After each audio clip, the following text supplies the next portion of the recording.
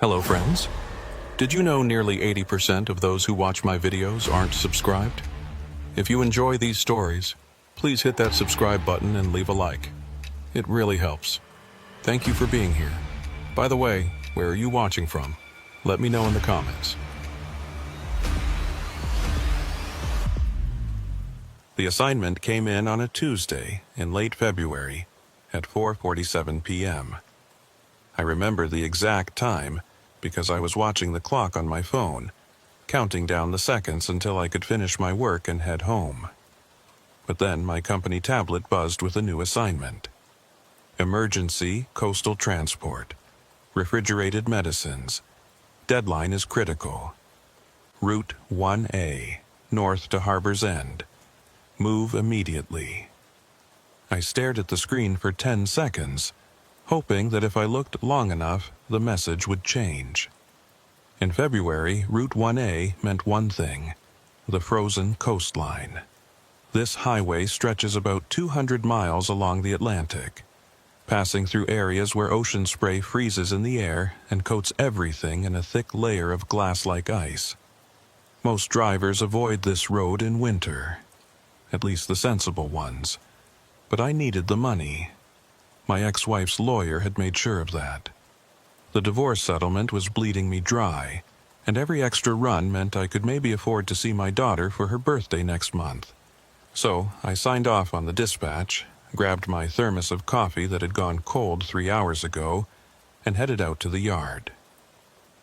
My rig was a 2015 Peterbilt, dark blue with silver stripes. She wasn't the newest truck in the fleet, but she was reliable. I'd been driving her for 2 years, ever since I started working for Northway Logistics. I did my pre-trip inspection in the fading daylight, checking the tires, the brake lines, the fifth wheel connection. Everything looked good. The refrigerated trailer was already loaded and hooked up, humming quietly as it kept whatever was inside at the required temperature. The sun was setting as I pulled out of the depot, painting the sky in shades of orange and purple that would have been beautiful if I wasn't so focused on the road ahead. I merged onto the highway heading north, leaving the city lights behind. The further I drove, the darker it got. By the time I reached the turnoff for Route 1A, it was full night. The temperature had dropped at least 15 degrees in the past hour. I could see it on the dashboard display, 18 degrees Fahrenheit and falling. The road ahead was empty, just 2 lanes of asphalt cutting through pine forests that seemed to press in from both sides. I flipped on the high beams and settled in for the long haul. Route 1A starts inland, winding through rural communities that look like they were abandoned sometime in the 1970s and never quite recovered.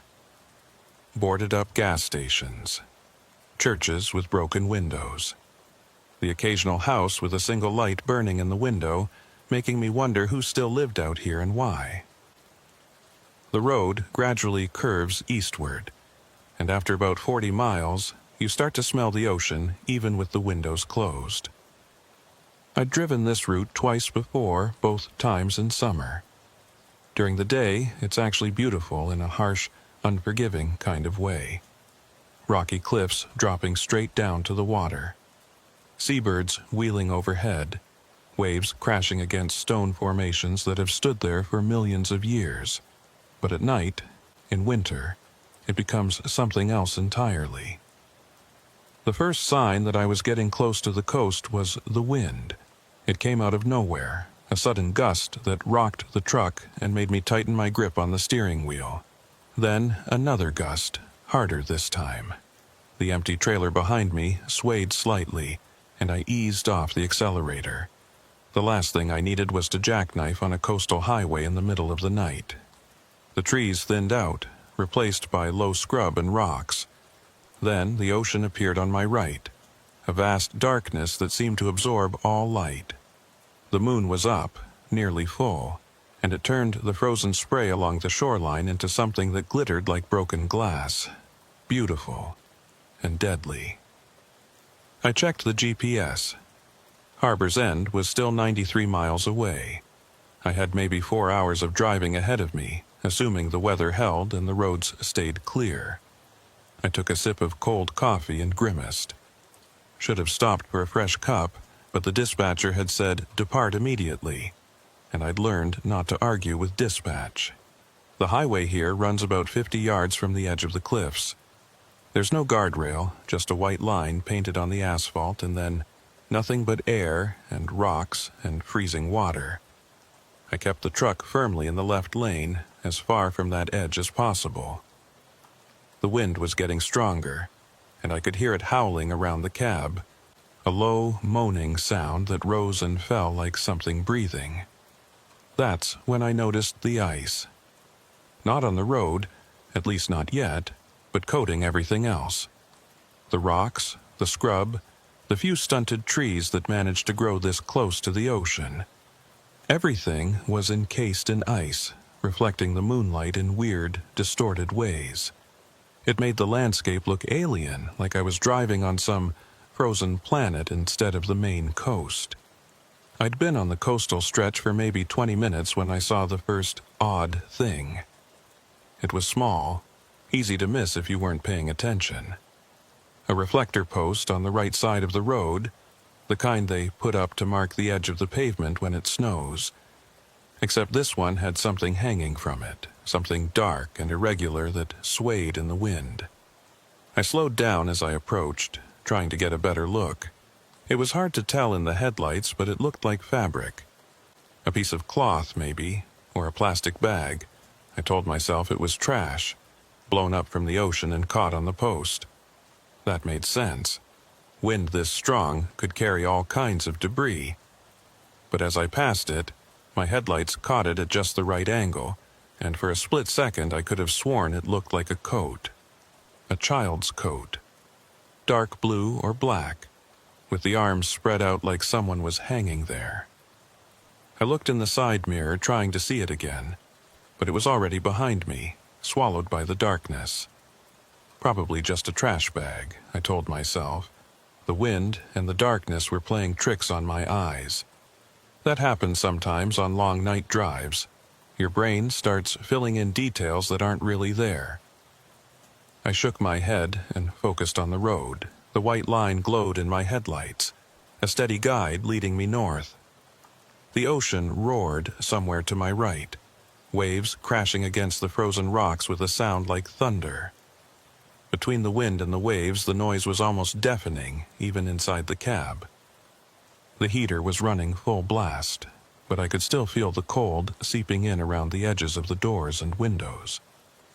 I cranked it up another notch and pulled my jacket tighter. The temperature outside had dropped to 14 degrees.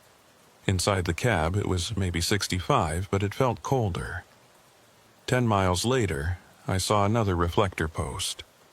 This one also had something hanging from it.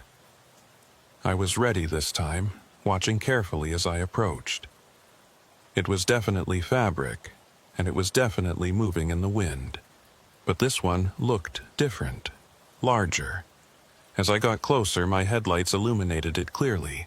It was a shirt, a man's work shirt, blue denim with the sleeves spread wide. It was buttoned up, as if someone was still wearing it, but there was nothing inside. Just an empty shirt hanging from the post, twisting slowly in the wind. I felt a chill that had nothing to do with the temperature. This wasn't trash. Someone had put that there deliberately. But why? And who? I kept driving, but I was watching the right side of the road more carefully now. Sure enough, a few miles later, there was another post. Another piece of clothing.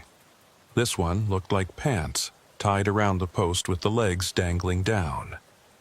Then a jacket, then what looked like a dress. Every few miles, another post, another article of clothing, all carefully arranged like scarecrows without bodies. All empty, all moving in the wind like they were alive. I tried to think of a reasonable explanation. Maybe it was some kind of art installation. People did weird things along coastal highways sometimes, trying to make statements about the ocean or climate change or whatever. Or maybe it was a memorial. People left crosses and flowers at accident sites all the time. Maybe this was something similar. But deep down, I knew those explanations didn't fit. There was something wrong about the whole thing. The way the clothes were arranged, spread out like bodies. The way they appeared at regular intervals, like markers. The way they moved in the wind, almost like they were waving at me as I passed. I checked my phone. No signal. That wasn't unusual out here. The coastal stretch was remote, and cell towers were few and far between. I'd have to wait until I got closer to Harbor's End before I could call anyone. The road curved inland slightly, following the contour of a bay. The wind died down a bit, and the roar of the waves faded to a distant rumble. I allowed myself to relax slightly. Maybe the weird roadside display was behind me now. But then I came around a bend and saw it, a rest area ahead on the right. I almost missed it. There was no sign, no lights, just a gravel turnoff leading to a small parking area maybe 100 feet from the road. I wouldn't have noticed it at all except for one thing. There was a truck parked there, a semi like mine, sitting in the darkness with no lights on. As I passed the turnoff, my headlights swept across it briefly. It was an older model, white, with rust spots visible even in the quick glimpse I got. And it was covered in ice, thick layers of it coating the cab and trailer like it had been sitting there for weeks. I should have kept driving. Every instinct I had told me to keep my foot on the accelerator and put as much distance between myself and that frozen truck as possible. But I didn't. Instead, I found myself slowing down, then pulling onto the shoulder about a quarter mile past the rest area. I sat there for a long moment, engine idling, trying to decide what to do. The sensible thing would be to keep going. Someone else's truck wasn't my problem. They probably broke down and called for a tow, and that ice buildup just meant the truck had been sitting there a while. None of my business. But what if someone was still in there? What if a driver had pulled off to rest and gotten stranded somehow? This far north, in these temperatures, a person could freeze to death in a few hours without heat. I'd heard stories about drivers who fell asleep in their cabs during winter storms and never woke up. I put the truck in reverse and carefully backed up along the shoulder until I reached the turnoff. The rest area was dark, no lights at all, and the gravel parking lot was completely empty except for that one truck. I pulled in slowly, my headlights sweeping across the scene. The truck definitely looked abandoned. The ice was so thick I couldn't see through the windows. The tires were buried in drifted snow that had frozen solid. I parked about 20 feet away, leaving my engine running and my lights on, and grabbed my flashlight from under the seat. The cold hit me like a physical blow when I opened the door. The wind had picked up again, blowing straight off the ocean, and it carried tiny particles of ice that stung my exposed skin. I pulled my jacket hood up and clicked on the flashlight. Walking toward the abandoned truck felt wrong. Every step I took, some part of my brain was screaming at me to turn around and get back in my warm cab. But I kept going, my boots crunching on the frozen gravel. Up close, the truck looked even worse. The ice wasn't just coating it. It had formed strange patterns, like fingers or roots spreading across the metal. The driver's side door was slightly ajar, and a thin layer of snow had drifted into the gap. I reached for the handle. That's when I heard it. A voice, faint and distant, coming from somewhere behind the truck. It sounded like someone calling for help, but the wind distorted it, making it impossible to tell if it was male or female, or even human. It could have been the wind itself, moaning through some gap in the rocks along the coast. I stood there, frozen, listening. The sound came again, clearer this time. Help. Definitely a word. Definitely a voice. And it was coming from the ocean side of the rest area where the ground sloped down toward the cliffs.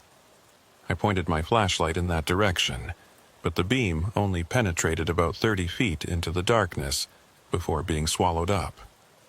I could hear the waves crashing below, louder now, and the wind was howling like something alive. "Hello," I called out. My voice sounded small and weak against the roar of the elements. "Is someone there?" No response, just the wind and the waves and the creaking of ice-covered trees. I waited another minute, then turned back to the truck. The door was still ajar. I pulled it open, wincing as ice cracked and fell away. The interior was dark and empty, the seats covered in frost. No driver, no personal belongings, nothing that indicated anyone had been here recently. I was about to close the door when I noticed something on the passenger seat. A logbook, frozen, partially open. I reached in and carefully pried it loose from the ice. The last entry was dated January 15th, more than a month ago. The handwriting was shaky, hard to read, but I could make out a few words. "Can't find the road. Keep going in circles. The voices won't stop." A chill ran down my spine that had nothing to do with the temperature. I dropped the logbook back onto the seat and backed away from the truck. I needed to get out of here, now. As I turned toward my rig, I heard that voice again. "Help me." Closer this time, much closer, coming from right behind me. I spun around, flashlight raised like a weapon. There was nothing there, just the abandoned truck, the frozen ground, the darkness beyond my light. "Help me," again, but this time it sounded like it was coming from my left. I swung the flashlight in that direction. Nothing. "Help me," now from my right. "Help me," behind me. "Help me," all around me. Multiple voices now, overlapping and echoing, coming from every direction at once. I ran. I don't remember making the decision. My legs just started moving on their own. I sprinted across the frozen gravel, slipping and nearly falling twice, my breath coming in ragged gasps. I could hear the voices following me, getting louder, more insistent. I reached my truck and yanked the door open, practically throwing myself inside. I slammed it shut and locked it, my hands shaking so badly I could barely get the keys in the ignition. The engine was still running, thank God. I threw it in gear and hit the accelerator.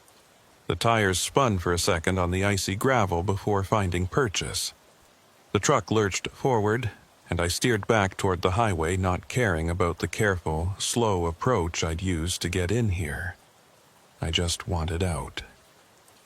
As I reached the road and swung back onto the pavement, I made the mistake of looking in my side mirror. In the red glow of my taillights, I could see the rest area receding behind me. And I could swear I saw figures standing there, dozens of them, silhouetted against the darkness, all watching me leave. I faced forward and kept my eyes on the road, pressing the accelerator harder than I should have on these conditions. The speedometer climbed to 50, then 55, then 60. Too fast for this road, but I didn't care. I needed distance between myself and whatever the hell that was.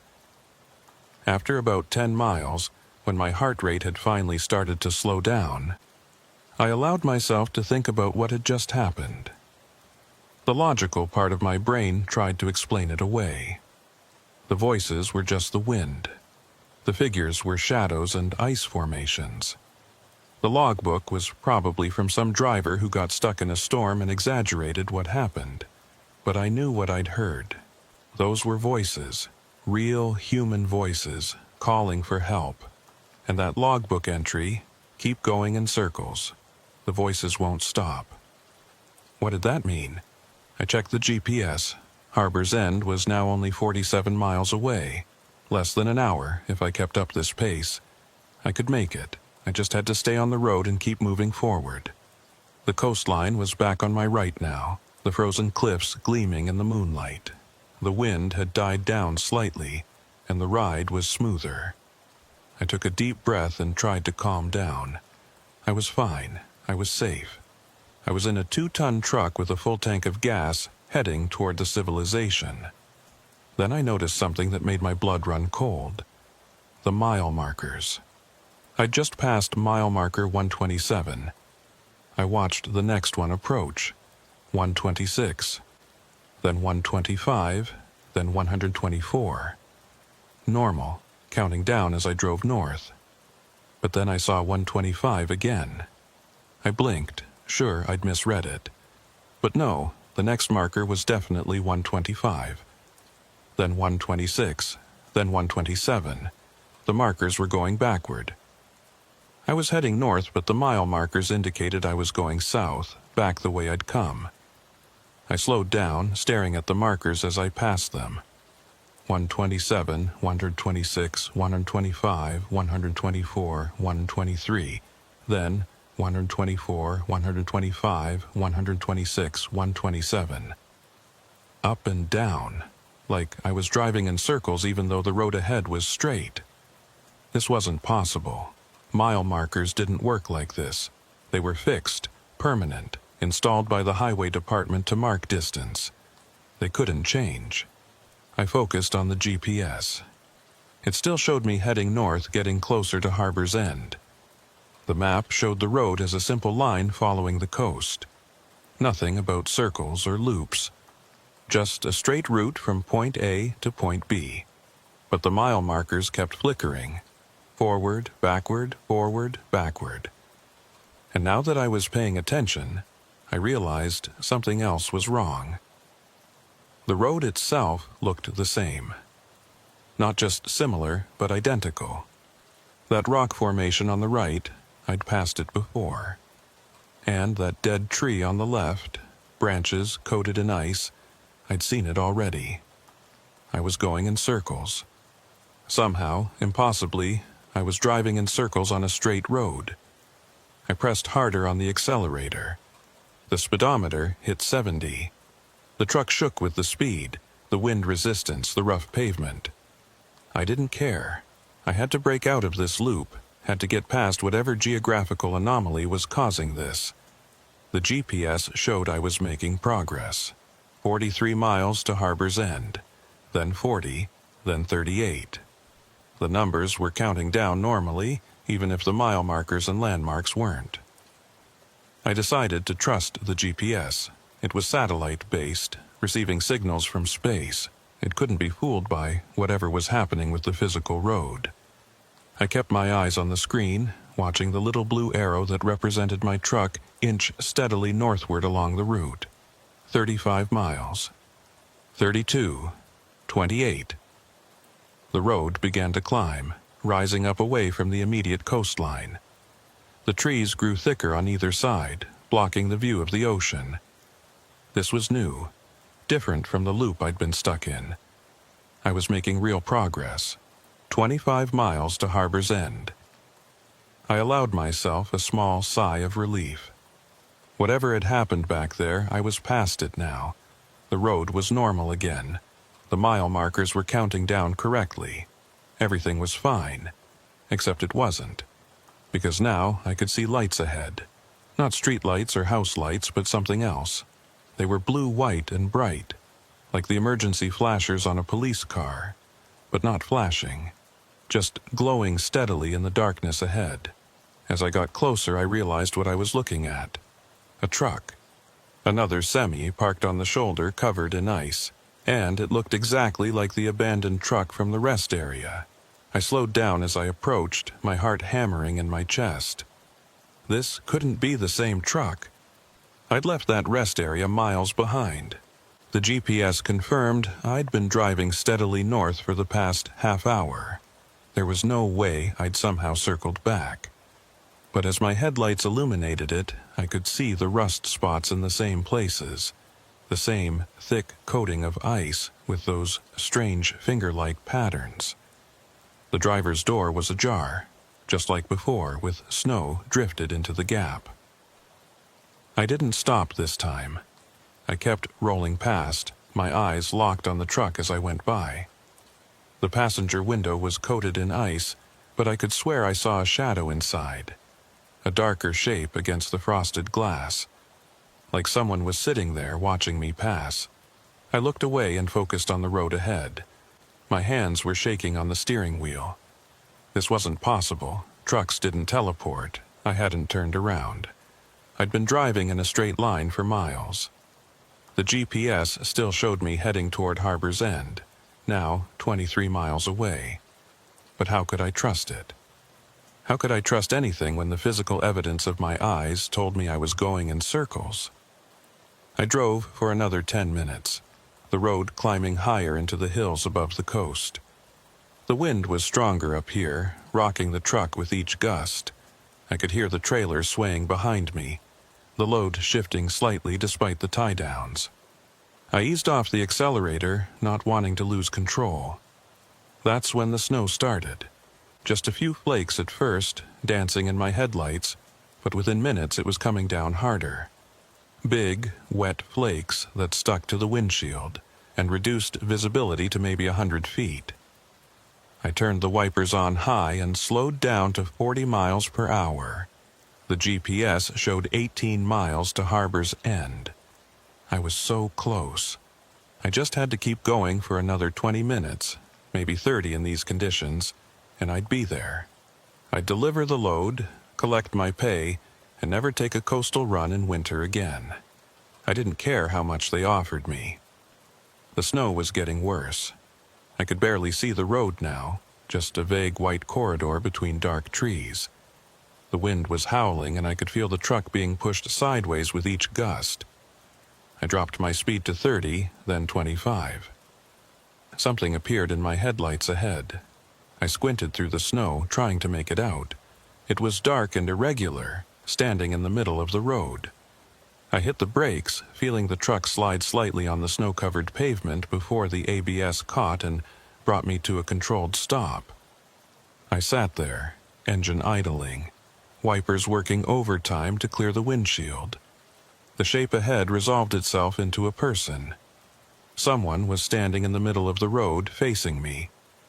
They were wearing what looked like a long coat, dark-colored, and they weren't moving. Just standing there in the blowing snow like a statue. I honked the horn. 3 long blasts that echoed weirdly in the snow-muffled night. The figure didn't move. I honked again, leaning on it this time. Still nothing. Whoever it was, they either couldn't hear me or didn't care. I put the truck in park and left the engine running. I didn't want to get out, didn't want to leave the warm safety of the cab, but I couldn't just sit here all night, and I definitely couldn't drive around them. The road was too narrow, with trees pressing in on both sides. I grabbed my flashlight and opened the door. The wind nearly ripped it out of my hand. Snow immediately began accumulating on the seat. I stepped down onto the pavement, my boots sinking into about 2 inches of fresh powder. "Hey!" I shouted, my voice barely carrying over the wind. "You need to move!" The figure didn't respond. I walked toward it, the flashlight beam bouncing crazily in the blowing snow. As I got closer, details became visible. The coat was old-fashioned, like something from the 1950s or earlier, and the person wearing it wasn't moving at all, not even swaying in the wind. I was about 20 feet away when I realized why. It wasn't a person, it was another piece of clothing, just like the ones I'd seen hanging on the reflector posts. This coat was much larger, heavier, and someone had stuffed it with something to make it stand upright. Sticks or branches, maybe, forming a rough skeleton inside the fabric. I lowered the flashlight, relief washing over me. Not a person. Just another weird roadside display. I could push it off to the side and keep going, but as I reached out to grab it, the coat moved. Not from the wind. This was different. The arms rose slowly, spreading wide like it was welcoming me into an embrace. And then it fell apart, collapsing in on itself as whatever was holding it up gave way. I jumped back, my heart racing. When I pointed the flashlight at the pile of fabric, I could see there was nothing inside. No sticks, no frame, nothing that could have made it stand up or move. Just an empty coat lying in the snow. I ran back to the truck, not caring how it looked, not caring about anything except getting away from that thing. I threw myself into the cab and slammed the door, breathing hard. Through the windshield, I could see the coat still lying in the road where it had fallen. I put the truck in gear and drove around it, giving it as wide a berth as the narrow road allowed. The tires spun slightly in the snow before catching. I accelerated carefully, climbing up through the gears, my eyes fixed on the road ahead. The GPS showed 14 miles to Harbor's End. 14 miles. I could do this. Whatever was happening out here, whatever weird art project or sick joke this was, I could survive 14 more miles. But the snow was getting worse. The visibility dropped to maybe 50 feet, then 40. I was crawling along at 20 miles per hour, hunched over the steering wheel, straining to see the road. The white line on the right was my only guide, a faint stripe that occasionally disappeared under drifted snow. I'd been driving for what felt like hours, but was probably only 15 minutes when I saw lights ahead again. Red lights this time, tail lights. Another vehicle on the road. Relief flooded through me. I wasn't alone out here anymore. Someone else was crazy enough to be driving in these conditions. I accelerated slightly, trying to close the distance. Maybe we could convoy together, make the last few miles to Harbor's End safer. But as I got closer, I realized something was off. The vehicle ahead wasn't moving. The taillights were stationary, just glowing in the darkness like red eyes watching me approach. I slowed down, caution overriding my desire for company. As my headlights illuminated the vehicle, my stomach dropped. It was a semi, white, with rust spots, covered in ice, the same truck, again. But that was impossible. I'd passed it twice already, miles apart, and I hadn't turned around, hadn't made any turns at all. The road had been straight, just one continuous climb into the hills. There was no way I could have circled back to the same truck a third time. I stopped about 50 feet behind it and put the truck in park. My hands were shaking again, and I felt a pressure building behind my eyes like I was about to cry or scream, or both. This wasn't happening. It couldn't be happening. I looked at the GPS. It showed me 11 miles from Harbor's End, still on Route 1A, heading north. The little blue arrow representing my truck was in the right place, but the physical evidence said otherwise. I thought about the logbook I'd found in the truck the first time. Can't find the road. Keep going in circles. The voices won't stop. The voices. I hadn't heard them since the rest area, but now that I thought about it, I could hear something under the wind noise. A low murmuring, like multiple people talking at once, but too far away to make out words. I rolled down the window slightly, letting in a blast of cold air and snow. The murmuring got louder. It was definitely voices, dozens of them, maybe hundreds, all overlapping into a wall of sound that rose and fell like waves. I rolled the window back up, my heart pounding. This wasn't real. It couldn't be real. I was hallucinating, that was the only explanation. The long hours, the stress of the drive, the isolation. It was all catching up to me. I was having some kind of breakdown, but I didn't feel crazy. I felt terrified, yes, but my mind was clear. I knew where I was, what day it was, what I was supposed to be doing. I wasn't delusional or confused. I was just stuck on a road that didn't make sense, seeing things that shouldn't exist. I looked at the abandoned truck again. The driver's door was ajar, just like before. And I knew, with absolute certainty, that if I got out and opened that door, I'd find the same logbook on the passenger seat with the same entry dated January 15th. I wondered about the driver who'd written that entry. Where were they now? Still out here somewhere, wandering in the snow, their voice adding to the chorus I could hear murmuring in the darkness. The snow was piling up on my windshield faster than the wipers could clear it. I needed to move, needed to make a decision. I could sit here until the storm buried me, or I could keep driving and hope that somehow, eventually, I'd break out of this loop. I chose to drive. I put the truck in gear and steered around the abandoned vehicle, my tires crunching through deepening snow. As I passed it, I refused to look at the driver's side window. I didn't want to see if there was someone, or something, sitting inside this time. The road ahead disappeared into a white wall of blowing snow. I could barely see 10 feet in front of the truck. This was insane. I should pull over, wait out the storm. But where? There was nowhere to stop that felt safe. And part of me feared that if I stopped moving, I'd never start again. I'd become another abandoned truck on the side of Route 1A, another mystery for the next driver who came through. I kept going, creeping along at 15 miles per hour, using the barely visible edge line as my guide. The wind was screaming now, rocking the truck so hard I had to fight the wheel to keep it straight. The load in the trailer was shifting. I could hear it sliding back and forth despite the straps. 9 miles to Harbor's End, according to the GPS. But I didn't trust it anymore. The numbers could say anything.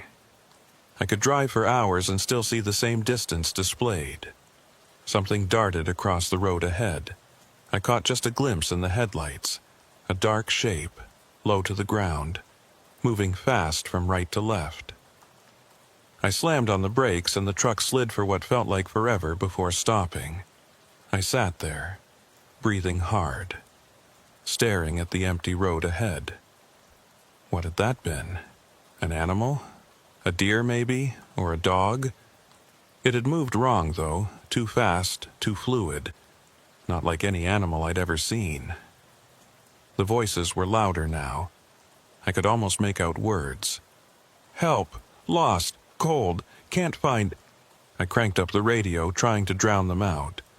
Static roared from the speakers, punctuated by strange howls and whistles that might have been interference or might have been something else. I spun through the channels, AM, FM, CB, but there was nothing except noise. No music, no talk shows, no weather reports. Just static and those weird sounds that almost seemed to form words. I turned it off. The silence was worse somehow. I could hear the voices clearly now, coming from all directions, pressing against the cab like invisible hands. Lost, help us, so cold, can't find the way, shut up! I screamed at them, slamming my palm against the steering wheel. Shut up, shut up, shut up! The voices stopped, completely, instantly. Even the wind seemed to die down. The sudden silence was deafening. I sat there in the eerie quiet, my breath coming in short gasps. Snow continued to fall, but gently now, straight down instead of being driven sideways by the wind. I could see maybe 100 feet ahead, and what I saw made my heart sink. The road ahead was blocked, not by another truck or a fallen tree, but by a wall of ice. It rose straight up from the pavement, maybe 20 feet high, completely filling the road from edge to edge. The surface was rough and irregular, covered in strange formations that looked almost like faces pressed against the ice from the inside. I stared at it, my mind refusing to process what I was seeing. Roads didn't just end in walls of ice. That wasn't a thing that happened in the real world. But there it was, solid and impassable, blocking my way forward. I checked the GPS, 7 miles to Harbor's End. The map showed the road continuing straight ahead, no obstacles, no barriers. Just a normal highway leading to a normal town. I looked up at the ice wall again. It was still there. And now that I was really looking at it, those face-like formations were moving. Slowly, almost imperceptibly, mouths opening and closing, eyes tracking my movements. I threw the truck in reverse and backed up, my hands slipping on the wheel. I didn't care about careful or controlled anymore. I just needed to get away from that wall and whatever was frozen inside it. The truck lurched backward, the trailer fishtailing slightly in the snow. I straightened it out and kept reversing until I'd put maybe 100 yards between myself and the ice wall. Then I stopped and tried to think. I couldn't go forward. I couldn't go back. Every time I tried, I ended up at that abandoned truck. I was trapped on a stretch of road that looped back on itself, with no visible exit and no way to call for help. The logical part of my brain kept insisting there had to be an explanation. Geographic anomaly, navigation error, equipment malfunction, something rational and explainable, but the rest of me knew better. This was something else, something outside the normal rules of reality. I thought about that logbook again. The driver who'd written it had been stuck just like me, driving in circles, unable to find the way out. What had happened to them? Were they still out here somewhere? Or had they found a way out that I hadn't discovered yet? Or had they become part of the voices, part of the chorus of lost souls calling for help in the darkness? I shook my head, trying to clear that thought. I wasn't going to end up like that. I was getting out of here. I just needed to figure out how. I looked around, really looked, trying to see past the snow and darkness for anything that might help. The trees on either side of the road were thick, impenetrable. No way to drive through them. But maybe there was a side road I'd missed. A turnoff or logging trail that wasn't on the GPS. I put the truck in drive and crept forward slowly, scanning both sides of the road. The snow was letting up again, and visibility was improving. I could see maybe 200 feet now, enough to spot any gaps in the tree line. Nothing on the left. But on the right, about a quarter-mile ahead, there was something. Not a road exactly, but a break in the trees. A space where I might be able to turn around if I was careful. I approached it slowly, my headlights illuminating what looked like an old access road or driveway. It was narrow, barely wide enough for my truck, and it was completely unplowed. But it led away from the main road, and right now, that was the only direction that mattered. I turned the wheel and carefully guided the truck into the gap. Branches scraped against the sides of the cab with a screech like fingernails on metal. The ground was uneven, and I could feel the truck bouncing over hidden rocks and roots. But I was making progress, moving perpendicular to the cursed highway. The access road curved to the left, then to the right, winding between massive pine trees. Snow covered everything, making it impossible to see what was beneath. I could be driving over solid ground, or a frozen stream, or the edge of a cliff. No way to know. After about 5 minutes of careful driving, the trees opened up slightly and I found myself in a small clearing. And there, in the middle of that clearing, was a building. It was a house. Or it had been a house once. 2 stories, old colonial style, with a wraparound porch and dark windows that reflected my headlights like dead eyes. The paint was peeling, what little I could see of it under the layers of ice and snow. One of the porch posts had collapsed, leaving that section of the roof sagging at a dangerous angle. I sat in the idling truck, staring at the house, trying to decide what to do. Every instinct screamed at me to turn around and find another way out. But the clearing wasn't quite large enough for a full turn with the trailer attached, and backing up that winding access road in the dark seemed like a good way to crash into a tree. Besides, the house meant people had lived here once. And if people had lived here, there had to be a real road leading out. Maybe on the other side of the building, a proper driveway that connected to a different highway. A way out of this nightmare. I pulled forward slowly, circling around to the far side of the house. There was a road there, just barely visible under the snow. It was narrow, but looked passable. It led off into the trees, heading roughly northeast if I was reading the compass correctly. Hope flickered in my chest. This could be it. An escape route the GPS didn't know about because it was private property or unmaintained. I could follow it, get back to civilization, and never think about Route 1A again. But first, I needed to make sure. I needed to see where this road went before committing to it. If it dead-ended a mile up, I'd be stuck trying to back a 50-foot trailer through the woods in the dark. I put the truck in park but left the engine running. I'd just walk up the road a little way, scout it out, and come back. 5 minutes, 10 at most. I grabbed my flashlight and my phone, even though it still showed no signal, and stepped out of the cab. The cold was brutal. The wind had picked up again, driving snow into my face like needles. I pulled my hood tight and started walking up the road, sweeping my flashlight back and forth to make sure I didn't step into a ditch or hole. The road curved gently through the trees, and I followed it for maybe 200 yards. It was rough but seemed solid enough under the snow. No major obstacles, no washouts. I could probably drive it safely. I was about to turn back when I heard something that stopped me cold. A voice, calling from somewhere behind me. "Hello? Is someone there?" I spun it around, my flashlight beam cutting through the falling snow. There was nothing visible, just trees and darkness. But the voice came again, clearer this time. "Please, I need help." It was coming from the direction of the house.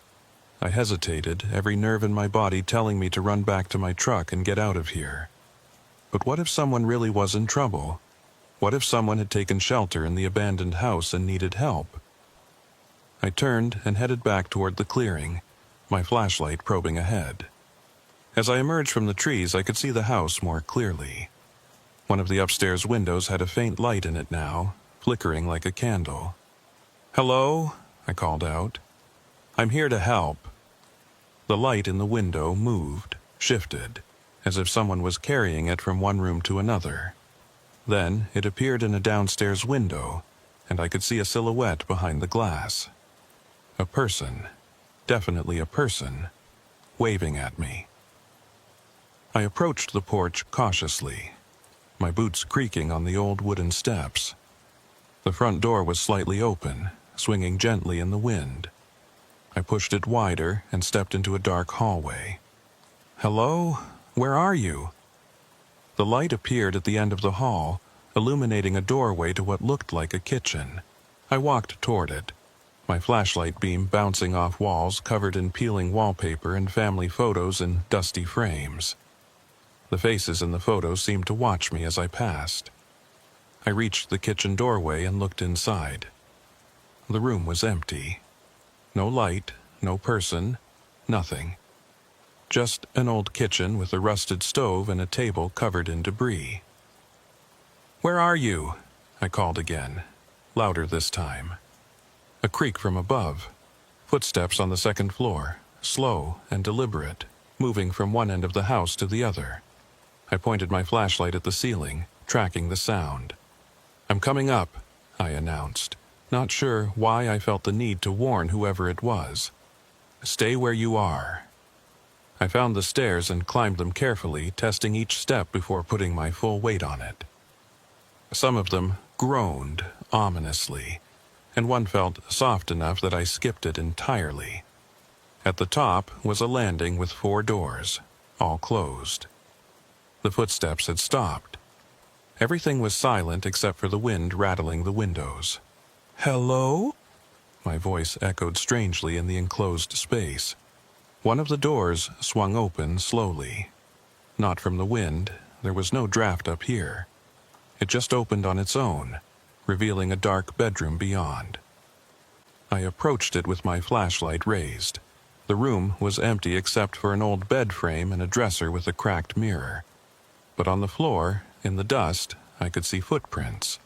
Fresh ones, made recently, leading to the window. I walked over and looked out. The window faced the clearing where my truck was parked, engine still running, headlights cutting through the snow. And standing next to my truck, looking up at the house, was a figure in a long dark coat. My blood ran cold. I was up here. No one had passed me on the stairs. So, who was that standing by my truck? As I watched, the figure raised one arm and pointed directly at the window I was looking through. Directly at me. I stumbled backward, nearly tripping over the footprints in the dust. I needed to get out of this house, get back to my truck, get the hell away from here. I ran for the stairs, taking them 2 at a time, not caring about the creaking or the soft wood. I burst through the front door and into the snow, sprinting across the clearing toward my truck. The figure by the truck didn't move. As I got closer, I could see it more clearly in my headlights. It was wearing the same kind of old-fashioned coat I'd seen standing in the road earlier. And it was completely still, not even swaying in the wind. I slowed down, circling wide to approach the driver's side door from an angle that kept the truck between me and the figure. I climbed into the cab and immediately locked the doors, my hands shaking so badly I could barely manage it. The figure still hadn't moved. I put the truck in gear and started rolling forward, heading for the road I'd scouted earlier. As I passed the figure, I made the mistake of looking at it directly. It had no face. Where the features should have been, there was just smooth, blank ice. And yet, I had the overwhelming sensation that it was watching me, tracking my movement with eyes that didn't exist. I pressed the accelerator, not caring about the careful approach anymore. The truck bounced over the rough ground, the trailer swaying wildly behind me. I reached the road and turned onto it, accelerating as fast as I dared in these conditions. In my side mirror, I could see the house and the clearing receding behind me. The figure was gone. No, not gone. It was standing in the road now, in the middle of the path I'd just driven on, still pointing at me with that one raised arm. Then the trees blocked my view, and it was gone. I focused on the road ahead, such as it was. In the dark and snow, it was almost impossible to follow. I was steering by instinct more than sight, trying to keep between the trees, hoping I was still on the road and not about to crash into a ravine. The compass on my dashboard showed I was heading northeast, which was right. If I could just keep going in this direction, I'd eventually hit another highway or town or something. I had to, but the road seemed to be deteriorating. What had been rough but passable was becoming nearly impassable. Rocks and roots protruded through the snow, jolting the truck with each impact. Branches scraped the sides constantly now, and I could hear the trailer hitting obstacles that I couldn't see. Then, without warning, the road just ended. My headlights illuminated a wall of trees ahead, packed so tightly together that even a person would have trouble squeezing through. I slammed on the brakes and stopped with the front bumper maybe a foot from the nearest trunk. I sat there, breathing hard, trying to process this. The road had led here. I'd been following it for nearly a mile. Roads didn't just end like this. There had to be a way through. I opened the door and got out with my flashlight, walking up to examine the trees. They were real, solid, ancient pines that must have been here for 100 years or more, and they formed an impenetrable barrier. There was no way my truck was getting through. I walked back along the road I'd come from, looking for any turn I might have missed, but there was nothing. Just one narrow track leading straight to this dead end. This didn't make sense. But then, nothing about tonight made sense. I was in a nightmare version of reality where roads looped back on themselves, houses had occupants that weren't there, and figures made of ice pointed at you with absent eyes. I got back in the truck and sat there, trying to think. I could reverse back the way I'd come, but that would take me past the house again, past that figure that had no face. The thought of it filled me with a dread so profound I could barely breathe. But what choice did I have?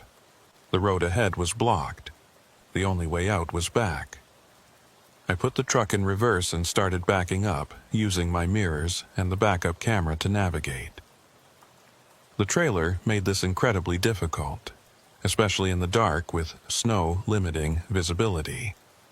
I was moving maybe 5 miles per hour, constantly adjusting the wheel to keep from jackknifing. It took forever. Every minute felt like an hour, and all I could think about was what I'd find when I got back to the clearing. Would the house still be there? Would there be more figures waiting? Finally, I saw the clearing opening up ahead. I backed into it and stopped, my headlights sweeping across the scene as I straightened out. The house was still there, but it looked different. Older, more decrepit. Parts of the roof had collapsed, and several windows were broken. It looked like it had been abandoned for decades, not hours.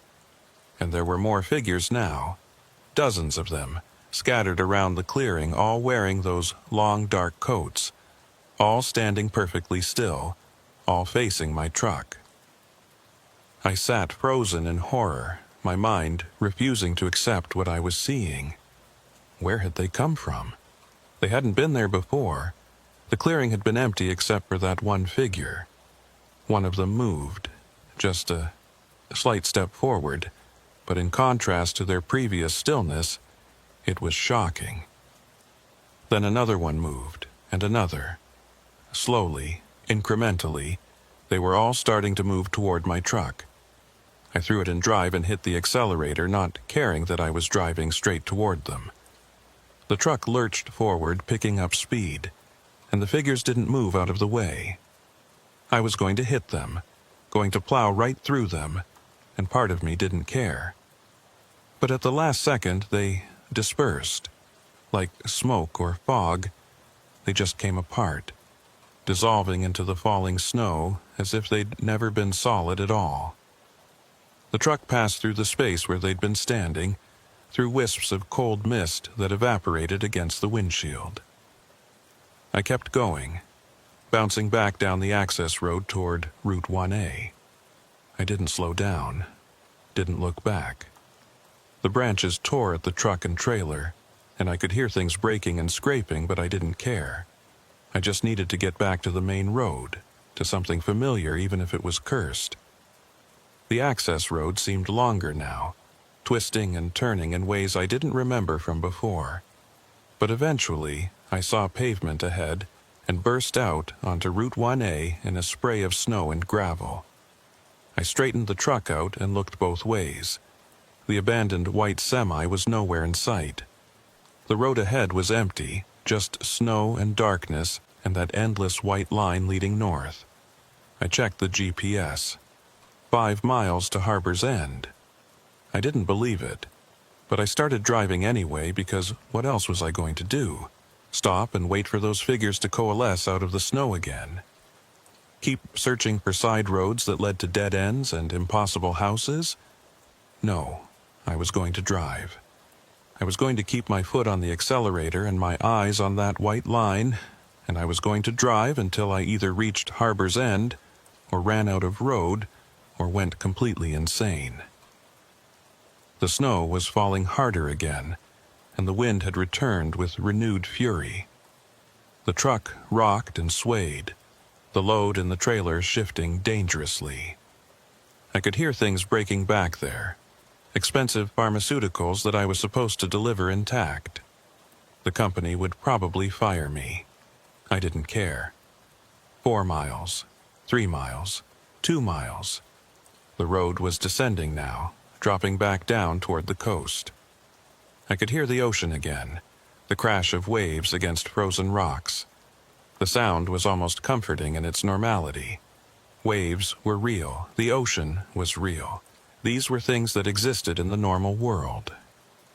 1 mile to Harbor's End. I could see lights ahead now, real lights, street lights and building lights, the warm glow of civilization. I wanted to cry with relief. The road leveled out, and suddenly I was driving through the outskirts of town. Buildings on both sides, closed for the night but undeniably real. A gas station, a grocery store, a hardware store. Normal things, real things. The GPS announced that I'd reached my destination. I pulled into the warehouse parking lot, which was lit up like midday under sodium vapor lights. There was a guard shack by the entrance, and a man in uniform came out to check my paperwork. "Rough night?" he asked, looking at the damage to my truck. "You have no idea," I said. My voice sounded strange, rough and strained. He checked my delivery order and waved me through to the loading dock. I parked and sat there for a moment, just breathing, letting the reality of the warm lights and solid buildings sink in. I'd made it. I was safe. I climbed out of the cab and walked around to the trailer. The damage was worse than I'd thought. Deep gouges in the sides like something with claws had raked across it.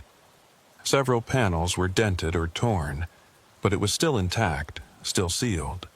The warehouse crew started unloading while I filled out the paperwork. They didn't comment on the damage, and I didn't explain it. What would I say? That I'd driven through a ghost forest where faceless figures watched me from the snow? They'd think I was crazy. Hell, I thought I was crazy. But when I signed the delivery confirmation, I noticed the date stamp. February 16th, 11:47 p.m. I'd left the depot on February 15th at around 6 p.m. According to my watch and the truck's computer, I'd been driving for maybe 6 hours, 7 at most, but somehow I'd lost an entire day. Somewhere on that frozen coastal route, 24 hours had just disappeared. I thought about mentioning it to someone, but what good would that do? I had no proof, no evidence, just my word and a damaged trailer and a persistent feeling that something terrible had happened, even though I couldn't quite remember what. The crew finished unloading, and I signed the final paperwork. The warehouse manager told me I could park the truck and get some sleep in the driver's lounge before heading back. I thanked him and moved the truck to the designated area. But I didn't sleep. I sat in the lounge with a cup of bad coffee, watching the snow fall outside the window, trying to process what I'd experienced.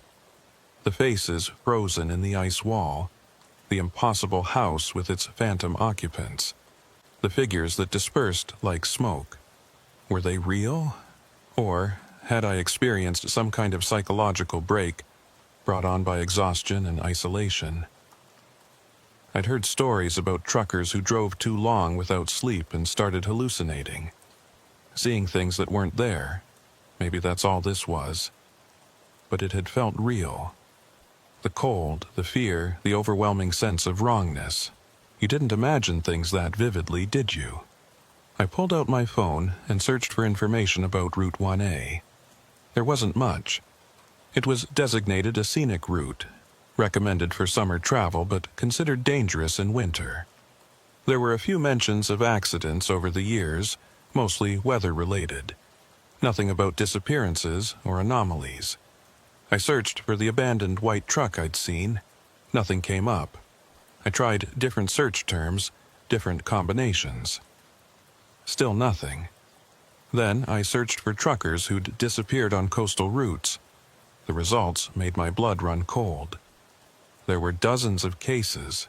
Drivers who'd started a coastal run and never arrived. Trucks found abandoned on the side of the road with no sign of the driver. Logbooks with increasingly erratic entries that suddenly stopped. One article from 2011 mentioned a driver named Marcus Webb who'd disappeared on Route 1A during a February snowstorm. His truck was found at a rest stop, covered in ice, with a logbook open to the last entry. Can't find the road. Keep going in circles. The voices won't stop.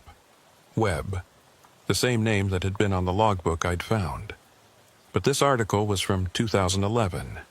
The entry I'd seen was dated 2017, unless I'd misread the date.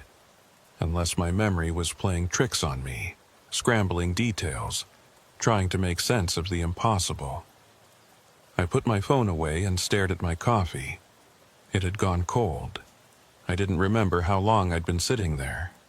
The warehouse manager poked his head into the lounge.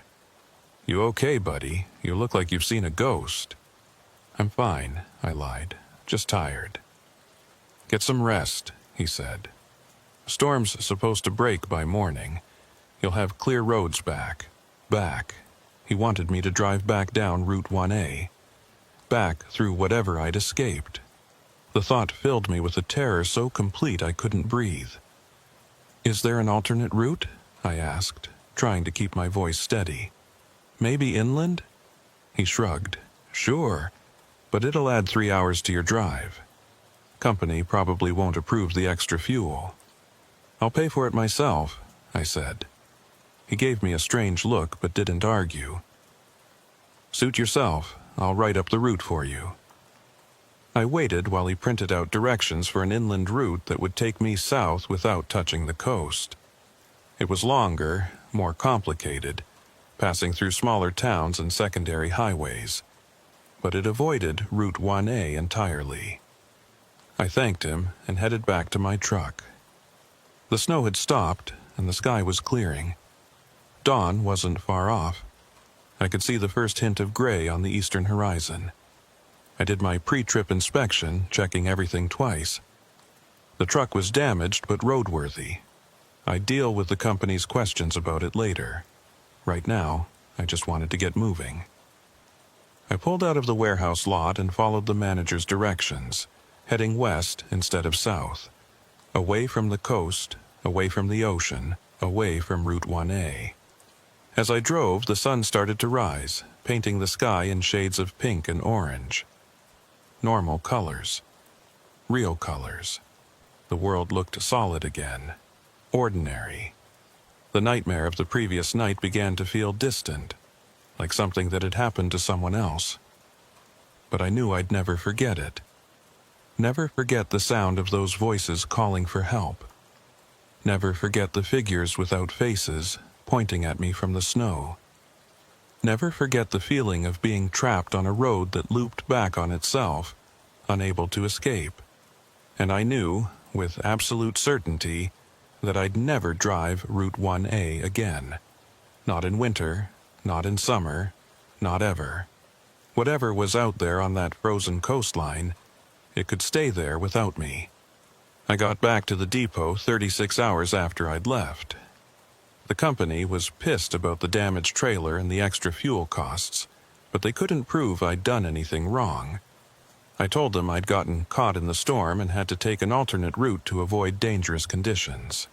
Which was true, technically.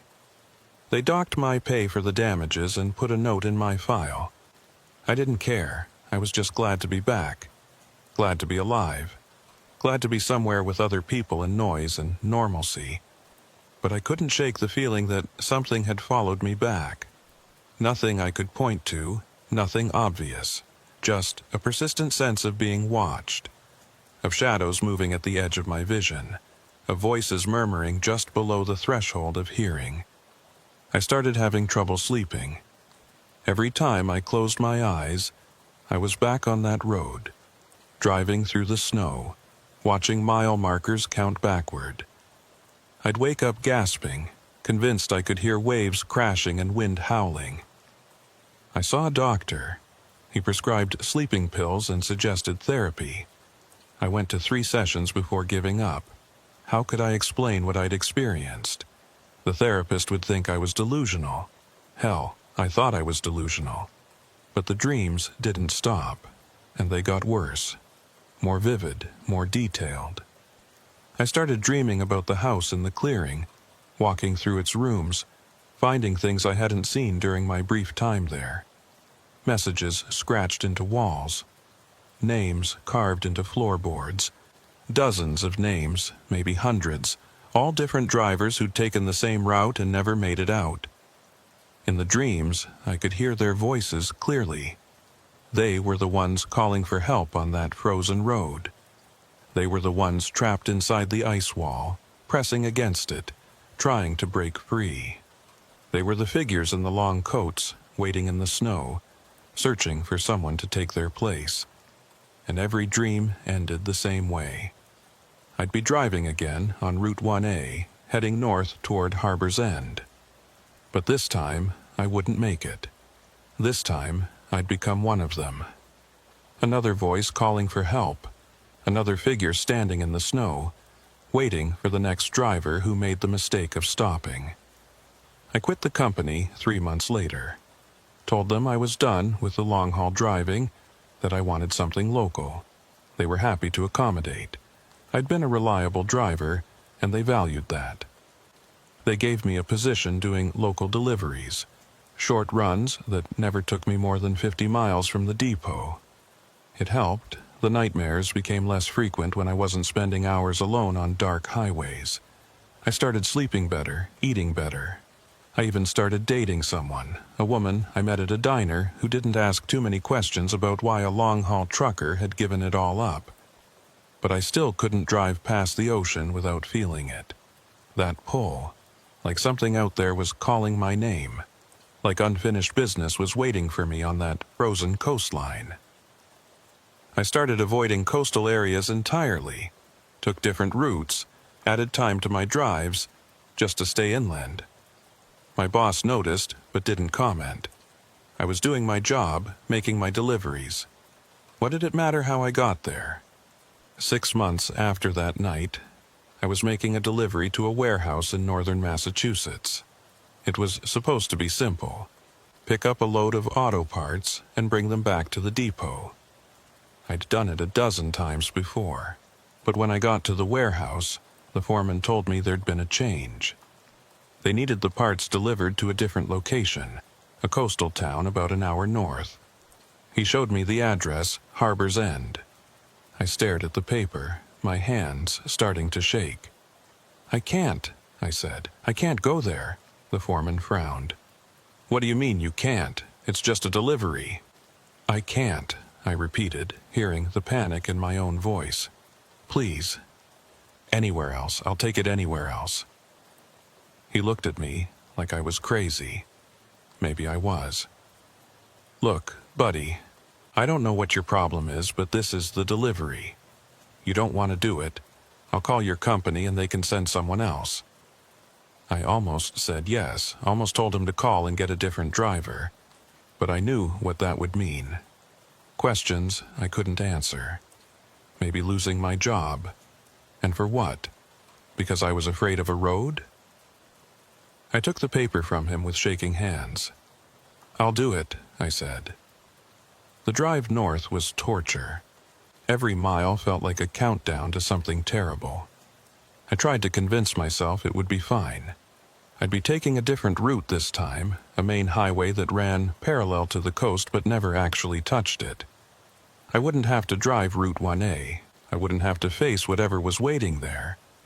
But as I got closer, I realized the main highway was closed for construction. There was a detour sign, pointing toward a smaller road. A coastal road, Route Way. I pulled over, my heart hammering. I couldn't do this. I couldn't drive that road again. But the only alternative was to turn around, go back, admit defeat. And something about that felt wrong. Like I'd be running from a problem that would never go away unless I faced it. So I drove. I merged onto Route 1A, heading north, my hands white-knuckled on the steering wheel, every nerve in my body screaming at me to turn back. The road looked different in daylight. Ordinary. Just a normal coastal highway with scenic views of the ocean. I passed the spots where I'd seen the clothing hanging from posts, but there was nothing there now. Just empty reflector posts marking the edge of the pavement. I passed the rest area where I'd found the abandoned truck. It was empty, just a gravel lot with some trash cans and a portable toilet. No truck, no ice, no voices. Everything looked completely normal. I started to relax. It had been the storm, I told myself. The darkness and the snow and my own exhaustion. I'd hallucinated the whole thing. There was nothing supernatural about this road. It was just a road. But then I came around a curve and saw it. The access road leading to the clearing. The gap in the trees where I'd turned off, desperate to escape the loop I'd been trapped in. I drove past it, my eyes locked straight ahead, refusing to look.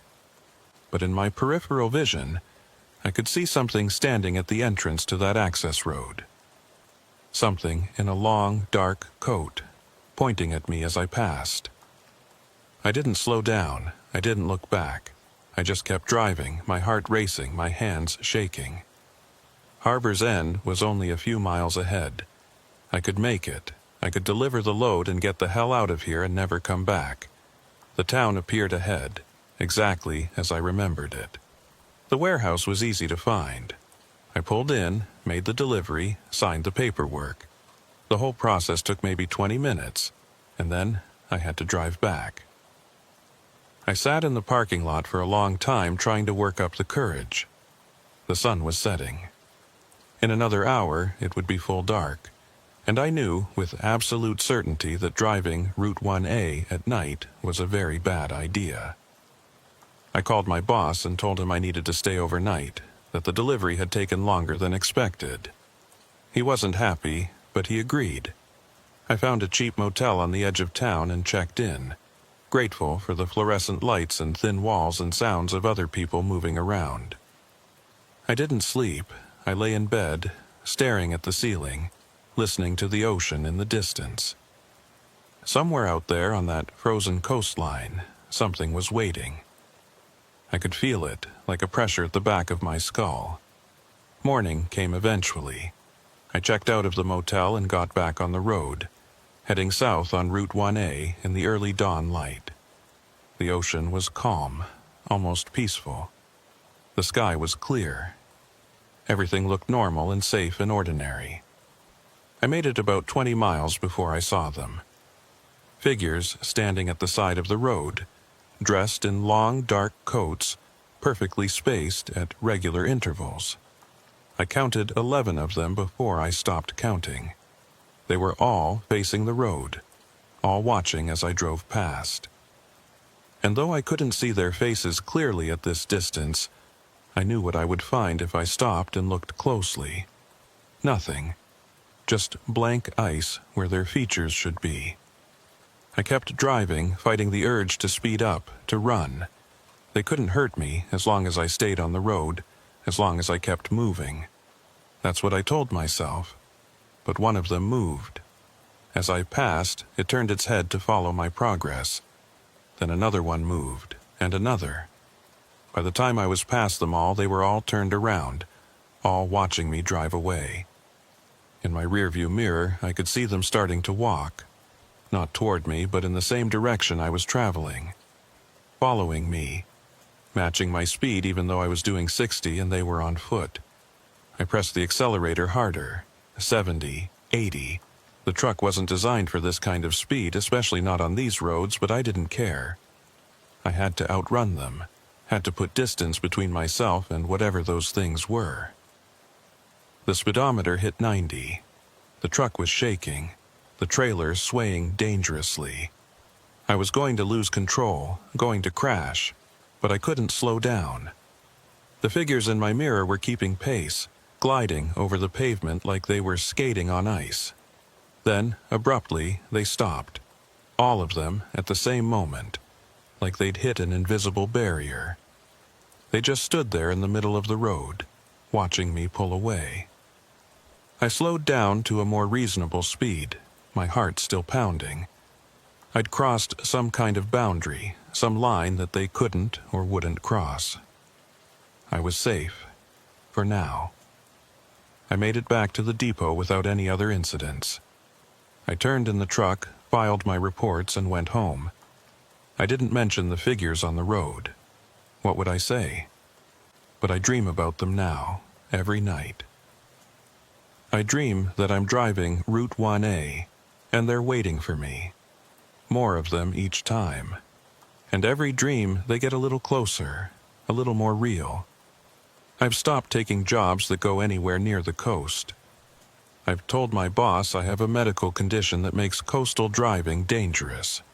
He accepted it without question, probably because I've never given him trouble before. But I know it's only a matter of time. Sooner or later, there will be a delivery I can't refuse, a route I can't avoid, and I'll find myself back on that frozen coastline, driving through the darkness, watching for figures in long coats. Maybe next time I won't make it out. Maybe next time I'll become one of them, another lost driver standing at the side of the road, waiting for the next person who makes the mistake of stopping to help. Or maybe I'm already one of them, and I just don't know it yet. Maybe I died on that road back in February, and everything since has been a dream. A dying hallucination as I freeze to death in an abandoned truck covered in ice. I don't know anymore. I don't know what's real and what isn't. All I know is that I still drive. Every day I get in a truck, and I drive. And every night, I dream of that frozen coastline, and the voices calling for help, and the figures without faces pointing at me from the snow. And every morning, I wake up wondering if this is the day I'll have to go back. The day I'll finally finish what I started on Route 1A. The day I'll find out what really happened to all those other drivers. The day I'll become another mystery, another abandoned truck, another name carved into the floorboards of that impossible house in the clearing. I still have the piece of paper with Harbor's End's address on it. I don't know why I kept it. I should have thrown it away, burned it, destroyed it. But it's in my glove compartment, and sometimes when I'm stopped at a red light or waiting to load, I take it out and look at it. And I feel that pull again, that sense of unfinished business, like there's something I left behind on that frozen coastline, something I need to go back for.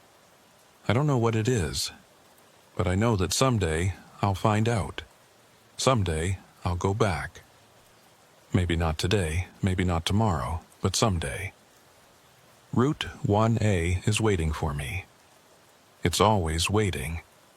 And when I finally answer its call, I don't think I'll be coming back.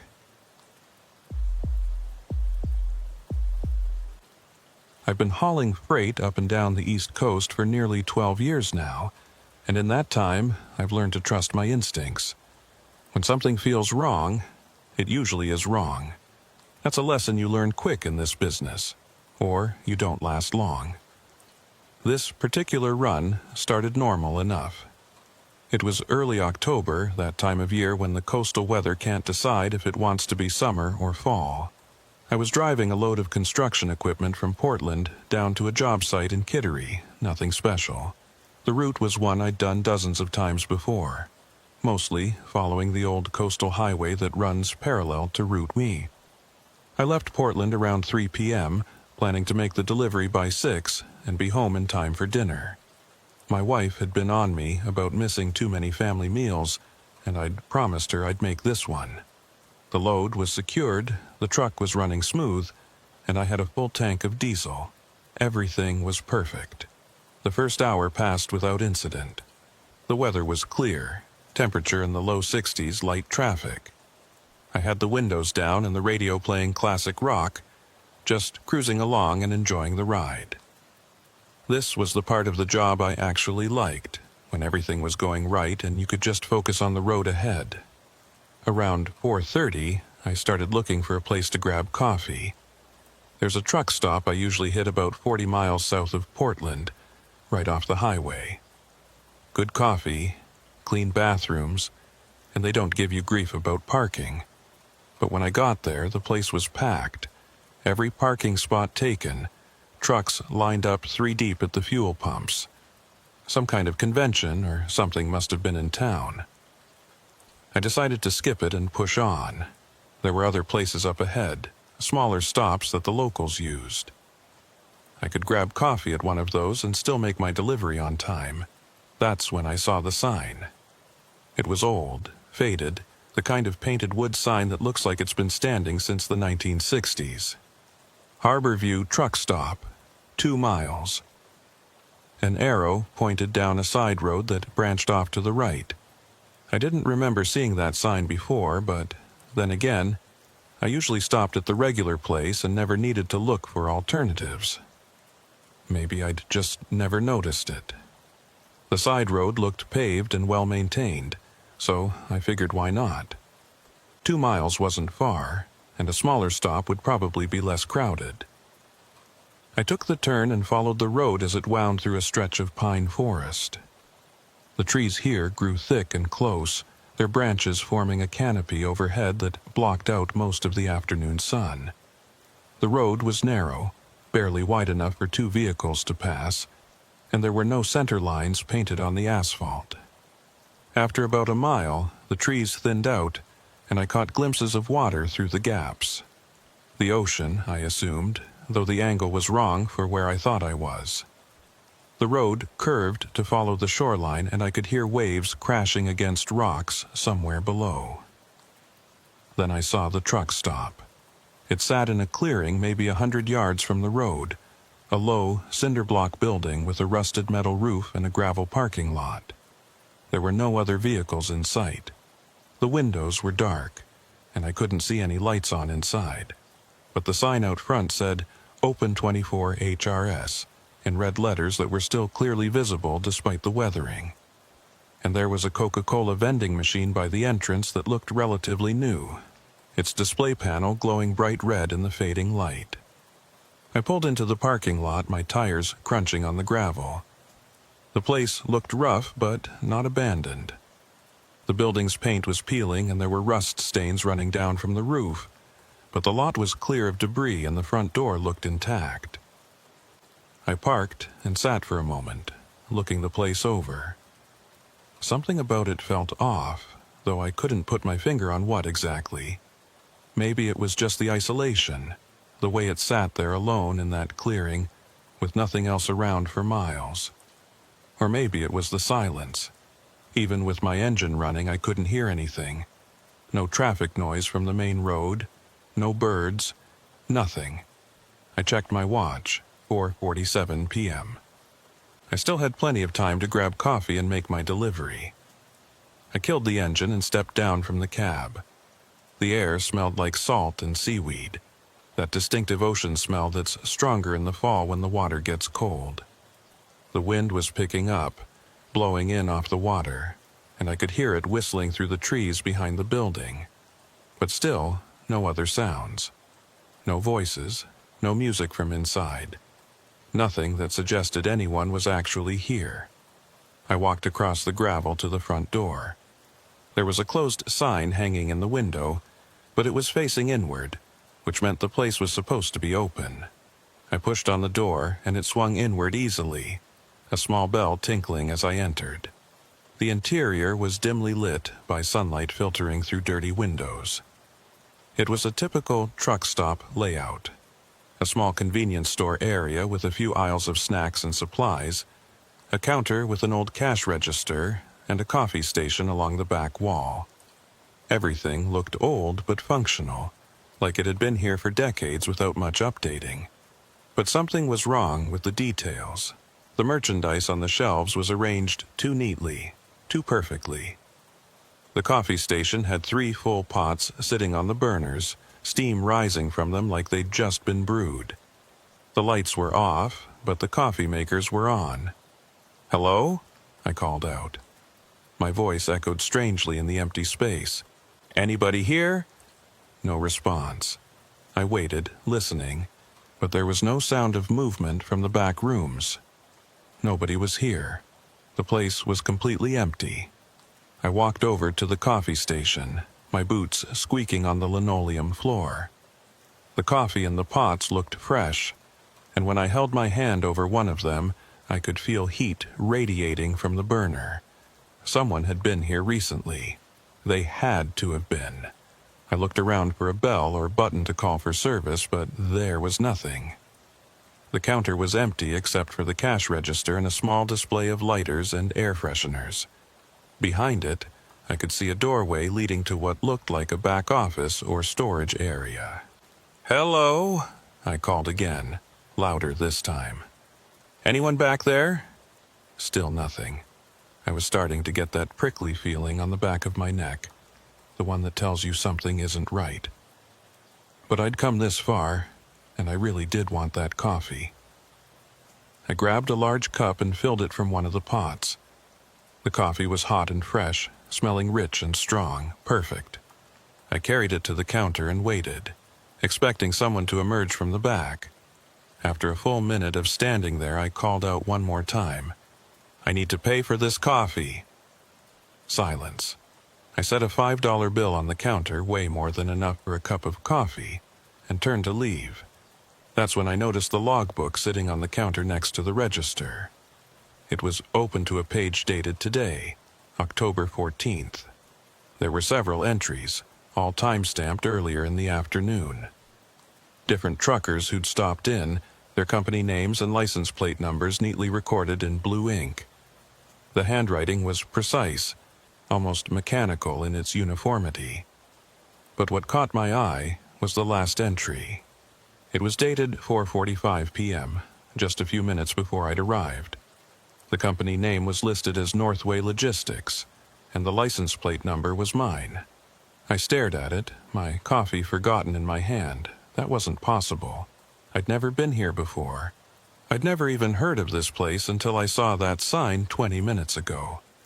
And yet there was my information, written in that same precise handwriting, as if I'd already stopped here and left. I flipped back through the pages looking at the earlier dates. October 13th, October 12th, going back weeks. The handwriting was always the same, the entries always perfectly spaced and aligned. But the dates were wrong. According to the calendar on my phone, today was October 14th.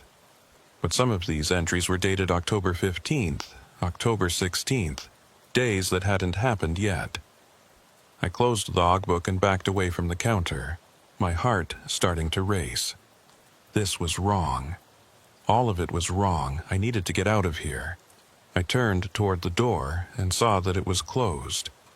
I didn't remember closing it. I'd pushed it open when I came in and left it that way. But now it was shut tight, and through the window I could see that the closed sign was facing outward. I walked over and tried the handle. It turned, but the door wouldn't budge. It felt like something was pushing against it from the outside, holding it shut. I put my shoulder into it and shoved, and suddenly it flew open so fast I nearly fell out onto the gravel. I caught myself and looked back at the building. The door was open now, swinging gently in the breeze. The closed sign was facing inward again. Everything looked exactly as it had when I'd arrived. Except now I could see someone standing in the window, a silhouette, backlit by the dim interior light, watching me. They were perfectly still, not waving or moving, just standing there. I didn't go back inside to ask questions. I walked quickly to my truck, got in, and started the engine. My coffee was still in my hand, and I set it in the cup holder as I put the truck in gear. The liquid inside was ice cold, like it had been sitting there for hours instead of minutes. I pulled out of the parking lot and headed back toward the main road, checking my rearview mirror every few seconds.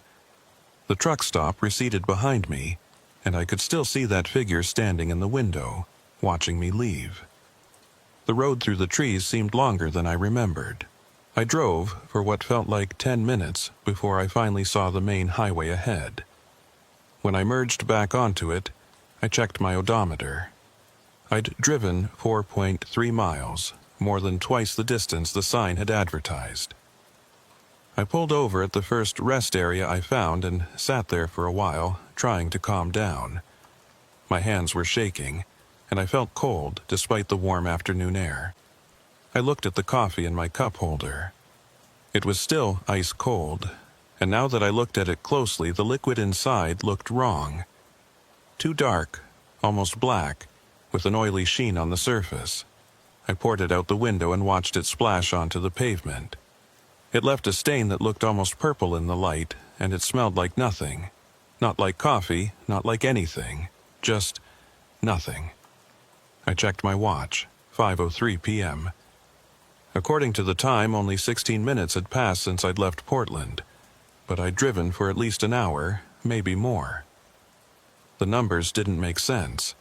I pulled out my phone and searched for Harborview Truck Stop. Nothing came up. No website, no reviews, no listings in any directory. I tried different variations of the name, adding the route number and the town. Still nothing. According to my phone, the place didn't exist. But I'd been there. I'd walked inside, poured coffee, seen the logbook with my information already written in it. That had been real. I sat there for another 10 minutes, trying to decide what to do. I could go back and try to find it again, maybe take pictures or video as proof. But the thought of driving down that tree-lined road again, of seeing that figure in the window, filled me with a dread so intense I felt sick. Or I could just forget about it. Make my delivery, go home, tell my wife I'd had a weird experience, but nothing serious. Chalk it up to fatigue or low blood sugar or some other rational explanation. That's what I decided to do. I pulled back onto the highway and continued south toward Kittery. I made my delivery right on time, signed the paperwork, and headed home. I was only 20 minutes late for dinner, and my wife didn't even mention it. But I couldn't stop thinking about that truck stop, the coffee pots that were on with no one there to brew them, the logbook with my information already entered before I'd arrived, the figure in the window, watching me leave. And the more I thought about it, the more details came back to me. Details I hadn't consciously noticed at the time, but that my brain had apparently recorded anyway. Like the dust on the shelves. It had been thick, coating everything, the kind of dust that accumulates over months or years of neglect. But the products themselves had been clean, like someone had wiped them down recently while leaving everything else untouched. Or the coffee pots. They'd been plugged into a power strip on the floor, not the wall outlets. And the power strip's light had been off, like it wasn't even turned on. So where was the electricity coming from to keep those burners hot? And the floor. I'd heard my boots squeaking on the linoleum, heard them clearly in the silence. But when I'd looked down, I'd been walking on carpet, old, stained carpet that didn't match the linoleum I'd seen when I first entered. These inconsistencies piled up in my mind, each one making the experience feel less like a simple misunderstanding and more like something fundamentally wrong. Like I'd stepped into a place that wasn't quite real, or that existed in some space between real and not real. I didn't sleep well that night. I kept dreaming about the truck stop, about walking through its aisles while that figure watched me from the window. In the dreams, I could see its face, or where its face should have been, but there was nothing there, just a smooth blank surface like a mannequin. The next morning, I told myself I was being ridiculous. It was just a weird, isolated truck stop that didn't have internet presence. Plenty of small businesses, especially old ones, didn't bother with websites or online listings. The logbook thing was probably just a coincidence. Maybe an old entry I'd misread in the dim light. And the figure in the window could have been anyone. The owner, another customer, a reflection of something outside. I had 3 more runs scheduled that week, all on different routes that didn't go anywhere near that coastal highway. I was grateful for that. I didn't want to see that sign again. Didn't want to be tempted to turn down that road and see if the place was still there. But on Friday, my dispatcher called with a last-minute job. Emergency run, double pay, had to go right away. The route took me past Portland, down the same coastal highway I'd driven the previous Monday. I thought about refusing it, making up an excuse, saying I wasn't feeling well or the truck needed maintenance, but the money was good, and we needed it. My daughter's college tuition was due next month and we were short. So I took the job. And I promised myself that I wouldn't look for that sign, wouldn't let my eyes wander to the side roads as I drove past. I'd stay focused on the highway, make my delivery, and come straight home. But of course, I looked. How could I not? As I approached the area where I thought I'd seen the sign, I found myself slowing down, scanning the roadside for that faded wooden marker. It wasn't there. The road was there. I recognized it by the distinctive curve and the thick stand of pines at the entrance, but there was no sign. Just an unmarked side road that could have led anywhere. I should have kept driving. Every rational thought in my head told me to keep going, to not turn down that road, to not look for something I'd be better off never finding. But I turned anyway. I don't know why. Curiosity, maybe. Or some compulsion I couldn't name. I just knew I had to see if it was still there, if any of it had been real. The road looked the same, winding through the trees, narrow and dark even in the midday sun. I drove slowly, watching the odometer, counting off the miles. 1 mile, 2 miles. The trees began to thin, and I could see water through the gaps. And there it was, the truck stop, sitting in that same clearing, looking exactly as I remembered it. The cinder block building with the rusted roof, the gravel lot, the vending machine glowing by the entrance. But this time, there were other vehicles in the lot. 3 trucks, all older models, all parked in a neat row facing the building. None of them had anyone in the cabs. They just sat there, empty and silent. I pulled in and parked next to them, leaving my engine running. I sat there for a long moment, staring at the building. The sign still said Open 24 HRS. The windows were still dark, and I could still feel that wrongness radiating from the place, like a frequency just below the range of hearing. I got out of my truck and walked over to one of the other vehicles. It was a 2003 Freightliner, covered in road dust but otherwise in good condition. I looked in the driver's side window. The cab was neat and clean, the keys still in the ignition. A thermos sat in the cup holder and there was a jacket draped over the passenger seat. It looked like the driver had just stepped out for a minute and would be right back. Except the layer of dust on the hood told a different story. This truck had been sitting here for a long time. I checked the other 2 trucks. Same thing. Both looked like they'd been recently parked and abandoned, but the dust and the flat tires said they'd been here for months, maybe longer. I walked to the front of the building, my boots crunching loudly on the gravel. The sound seemed too loud in the unnatural silence. Even the wind had died down, leaving everything still and quiet. The door was closed, the sign facing outward this time.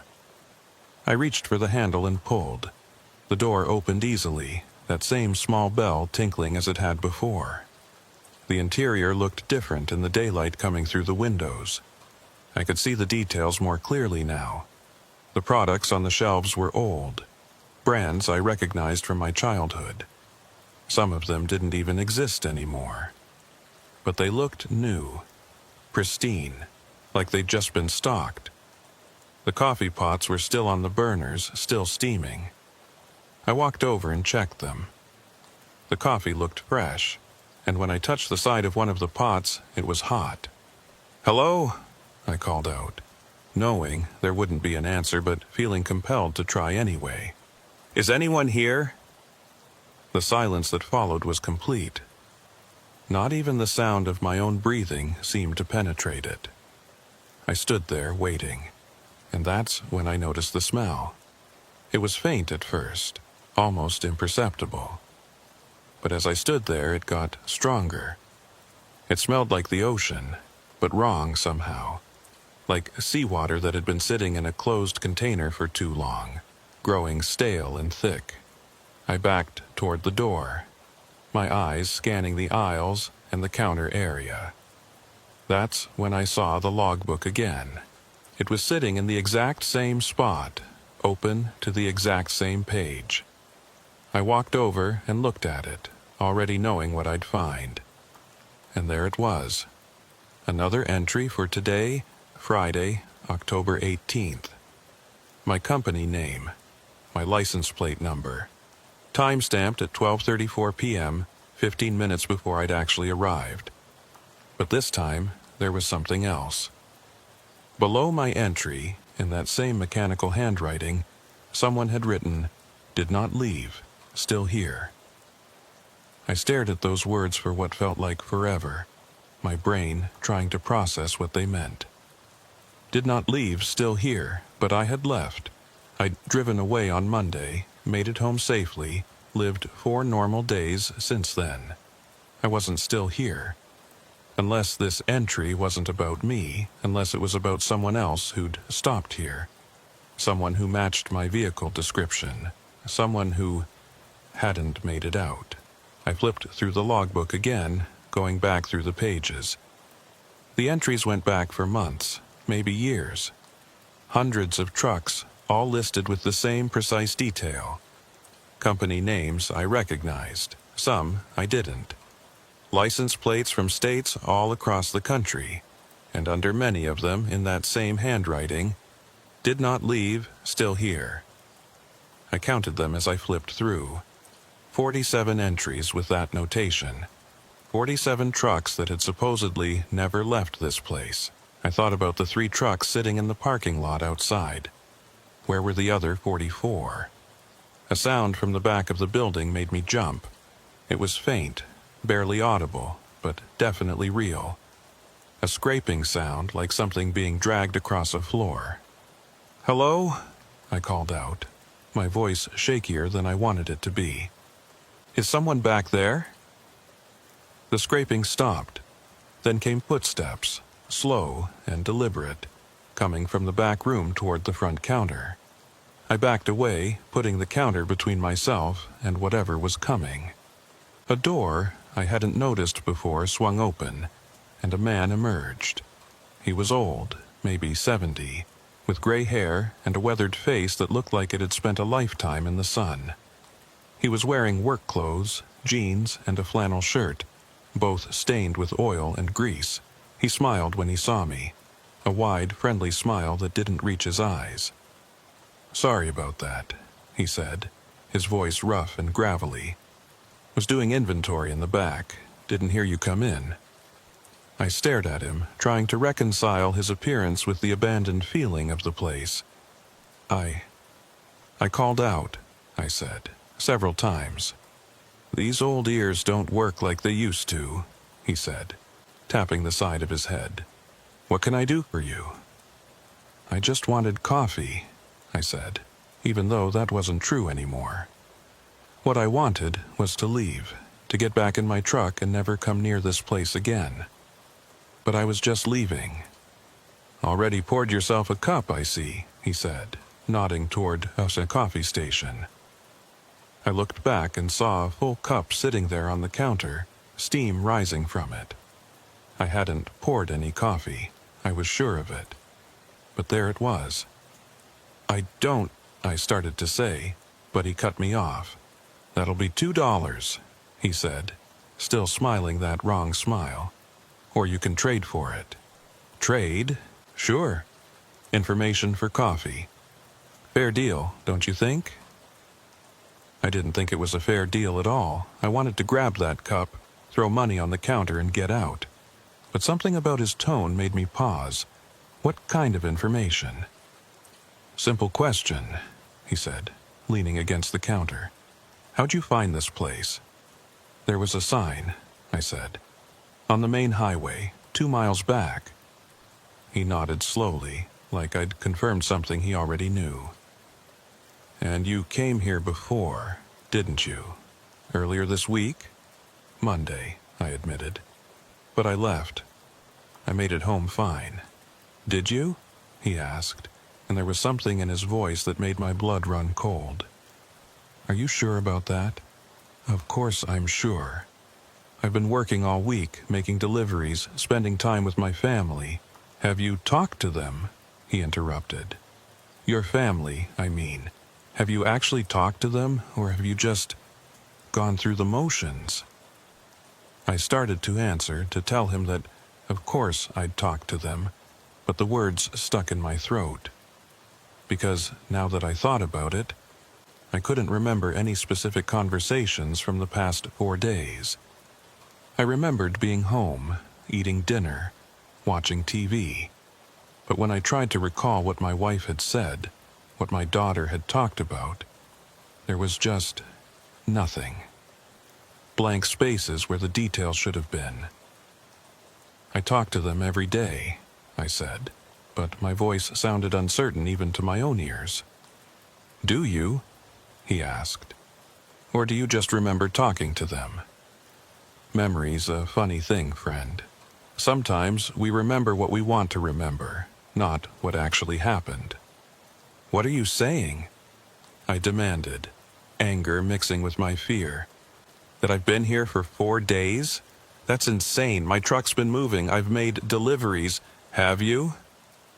He reached under the counter and pulled out a clipboard. "Because according to your company's dispatch logs, you haven't checked in since Monday afternoon. They've been trying to reach you for 4 days. They've got you listed as missing." He turned the clipboard around so I could see it.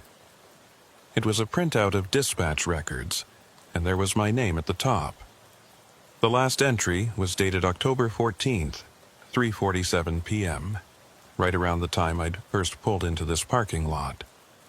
"That's not possible," I said, but I was already pulling out my phone to check. The screen showed Friday, October 18th, 12:47 p.m. I'd gotten the emergency dispatch call at 11:30, started driving at noon. The timeline made sense. Except when I checked my call log, there was no record of the dispatcher calling. In fact, there were no calls at all for the past 4 days. No texts either. My phone showed me as having no signal, no connection, since Monday afternoon. "This doesn't make sense," I whispered, staring at the phone. "This place doesn't work like the outside world," the old man said, his smile finally fading. "Time moves different here. Sometimes faster, sometimes slower. Sometimes it doesn't move at all." "What is this place?" I asked. "It's a truck stop," he said simply. "Been here since 1962. I've been running it for, well, I don't rightly remember how long anymore. 40 years? 50? It all runs together after a while." "And the other drivers?" I gestured toward the logbook. "The ones who didn't leave?" "They're still here," he said. "Most of them, anyway. Some figured it out eventually, found their way back out. But most of them—" He trailed off, looking past me toward the windows. "Most of them are still looking." I followed his gaze and saw them. Figures moving in the tree line beyond the parking lot, barely visible in the shadows. They moved slowly, purposefully, like they were searching for something they'd lost. "What are they looking for?" I asked, though I already knew the answer. "The way out," he said. "They know the road's there somewhere. Know it has to be. But every time they find it, it just leads them back here. After a while they stop trying. They just wander, waiting." "Waiting for what?" "For someone to take their place, I suppose. That's how it works. Someone comes in, someone gets to leave. The place needs to stay balanced." He looked at me appraisingly. "You came back on your own. Most don't do that. Most run away after the first visit and never return. But you came back." "I wanted to see if it was real," I said. "And now you know it is. Question is, what are you going to do about it?" I looked at the logbook, at all those entries marked "Did not leave," "Still here." Then I looked at the coffee cup sitting on the counter, still steaming despite having been there for several minutes. And I looked at the old man, who'd been running this place for decades, and didn't seem bothered by any of it. "I'm going to leave," I said. "I'm going to get in my truck and drive away, and I'm never coming back." He nodded slowly. "You can try. The road's right where you left it. But I should warn you, it's not that simple. This place doesn't like letting people go once they've been here twice. First visit's free, like a sample, but come back a second time, and it starts to think you belong here." "I don't belong here," I said firmly. "Neither did they," he said, nodding toward the windows and the wandering figures beyond. "But here they are anyway." I backed towards the door, keeping my eyes on him. "Thank you for the warning, but I'm leaving now." "Suit yourself," he said, that wrong smile returning. "But do me a favor, will you? When you get back to the main road, check your odometer, see how far you've driven. Might be interesting." I didn't answer. I just pushed through the door and walked quickly to my truck. The wandering figures in the tree line had stopped moving. They were all turned toward me now, watching. I couldn't see their faces clearly, but I could feel their attention like a physical weight. I climbed into my truck and started the engine. The 3 parked vehicles sat silent next to me, their absent drivers somewhere out there in the trees, still searching for a way out they'd never find. I put the truck in gear and pulled out of the parking lot, onto the narrow road leading back through the forest. In my side mirror, I could see the old man standing in the doorway of the truck stop, watching me leave. He raised one hand in a lazy wave. I focused on the road ahead, on the tunnel of trees that seemed to close in tighter with each passing second. The branches overhead blocked out most of the sunlight, turning midday into twilight. I turned on my headlights and kept driving. 1 mile, 2 miles. The trees seemed to go on forever, thick and dark and unchanging. I should have reached the main highway by now. The sign had said 2 miles, and I'd already driven well past that. 3 miles, 4 miles. The road began to curve, winding back and forth in a way I didn't remember from before. I checked my GPS, but it showed no signal, just a blank screen with a spinning loading icon. 5 miles, 6 miles. I was definitely going the wrong direction, or the road had changed or something. But I couldn't turn around, not with the trailer. I had to keep going forward and hope I'd eventually find an intersection or a wider area where I could maneuver. The trees started to thin out, and I felt a surge of relief. Almost there. Almost back to the real world, to the highway and normal traffic and places that made sense. But when the trees finally opened up completely, I wasn't looking at the highway. I was looking at the truck stop again, sitting in its clearing exactly as I'd left it. The old man was still standing in the doorway, still smiling. I slammed on the brakes and the truck came to a stop about 50 feet from the building. This wasn't possible. I'd been driving away from this place, had put 6 miles between me and it. I couldn't have somehow circled back. I threw the truck in reverse and backed up, turning around in the clearing. I'd go back the way I came, retrace my route exactly, and figure out where I'd made the wrong turn. But when I headed back into the trees, the road was different. It curved in new directions, took turns I didn't remember seeing before. And no matter which direction I chose, no matter how many times I tried to navigate my way out, I always ended up back at that clearing, back at that truck stop, with the old man watching me from the doorway. After the 4th attempt, I gave up. I parked in the lot next to the other trucks and just sat there, my hands shaking on the steering wheel. The fuel gauge showed 3/4 of a tank. I had enough diesel to keep trying, to keep searching for a way out. But the sun was setting now, even though my phone still showed it was only early afternoon. The shadows were growing longer, darker, and those wandering figures in the trees were getting harder to see as they blended with the gloom. I thought about the old man's words. Someone comes in, someone gets to leave.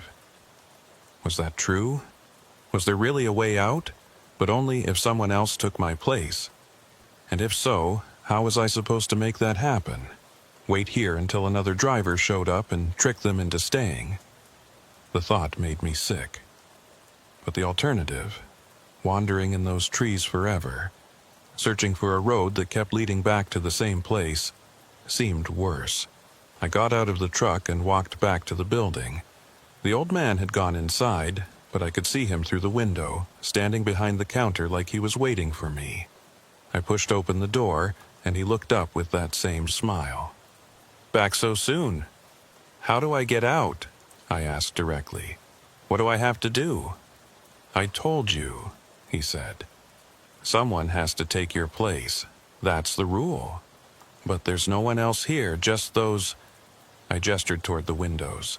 "Those things in the trees. They were drivers once," he said. "Just like you. Just like me. They couldn't find their way out, so they stayed. After a while, they forgot what they were looking for. Now they just wander. And you? How long have you been here?" He thought about it for a moment. "I came here in 1973. Stopped for coffee just like you. Tried to leave. Couldn't find the road. Eventually, I gave up trying. The previous owner offered me a job and I took it. He left and I stayed. 50 years, I said, doing the math. You've been here for 50 years. Has it been that long?" He seemed genuinely surprised. Like I said, Time moves different here. Some days feel like years, some years feel like days.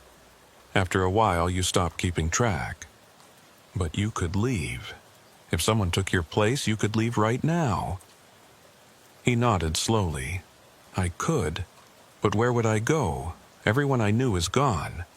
The world's moved on without me. What would be the point? The point would be that you'd be free, I said. He laughed, a dry, rattling sound. Free to what? Wander around a world I don't understand anymore, looking for a life that doesn't exist. At least here, I have a purpose. I run the shop, I keep the coffee brewing, I wait for the next driver who gets lost and ends up here. It's not much, but it's something. That's insane, I said. Maybe, he agreed. But it's my insanity. I've made peace with it.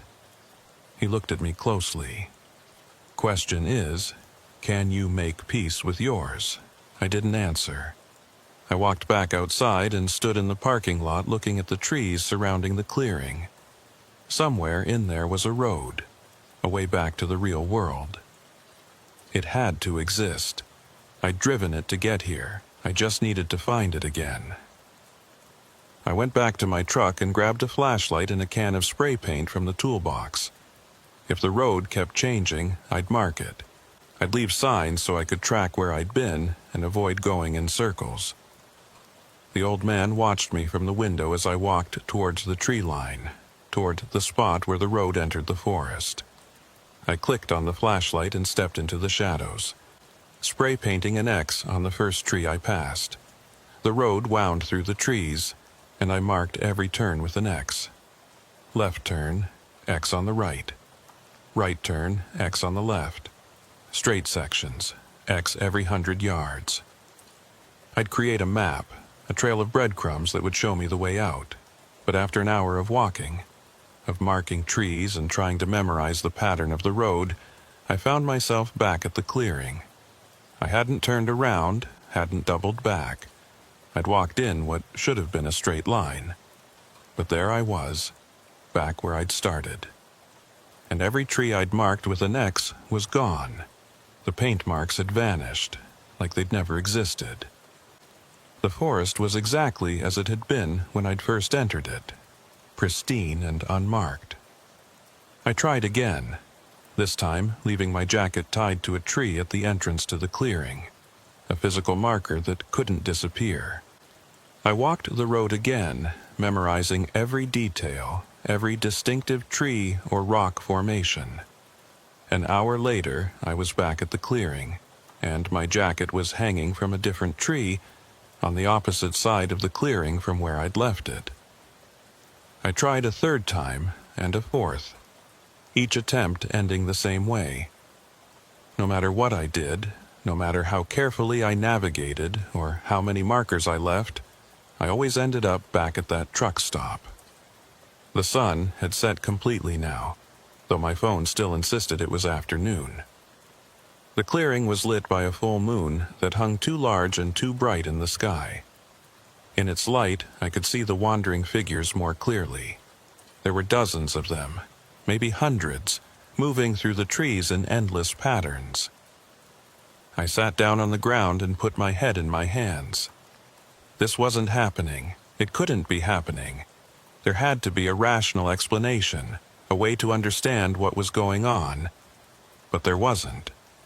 This was a place where the normal rules didn't apply, where roads led back to where they started and time moved at its own pace, a place that trapped people and didn't let them go.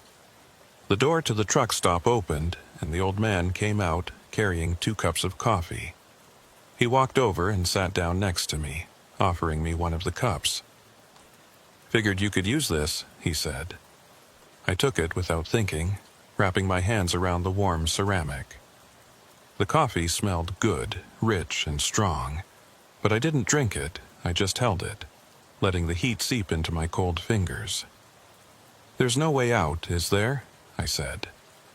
"There's always a way out," he said. "You just haven't found it yet. But you never found it. And all those people wandering in the woods, they never found it either." "That's true," he admitted. But maybe you'll be different. Maybe you'll be the one who figures it out. I doubt it, I said bitterly.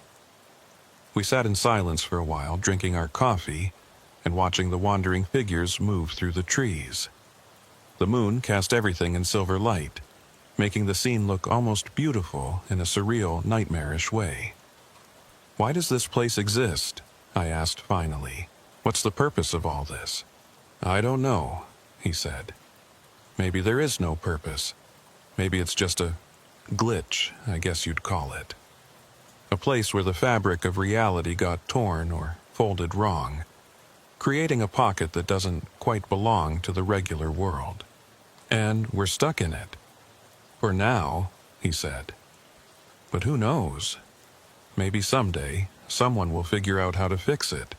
Or maybe it'll just collapse on its own, and we'll all get spat back out into the real world. Do you really believe that? He shrugged.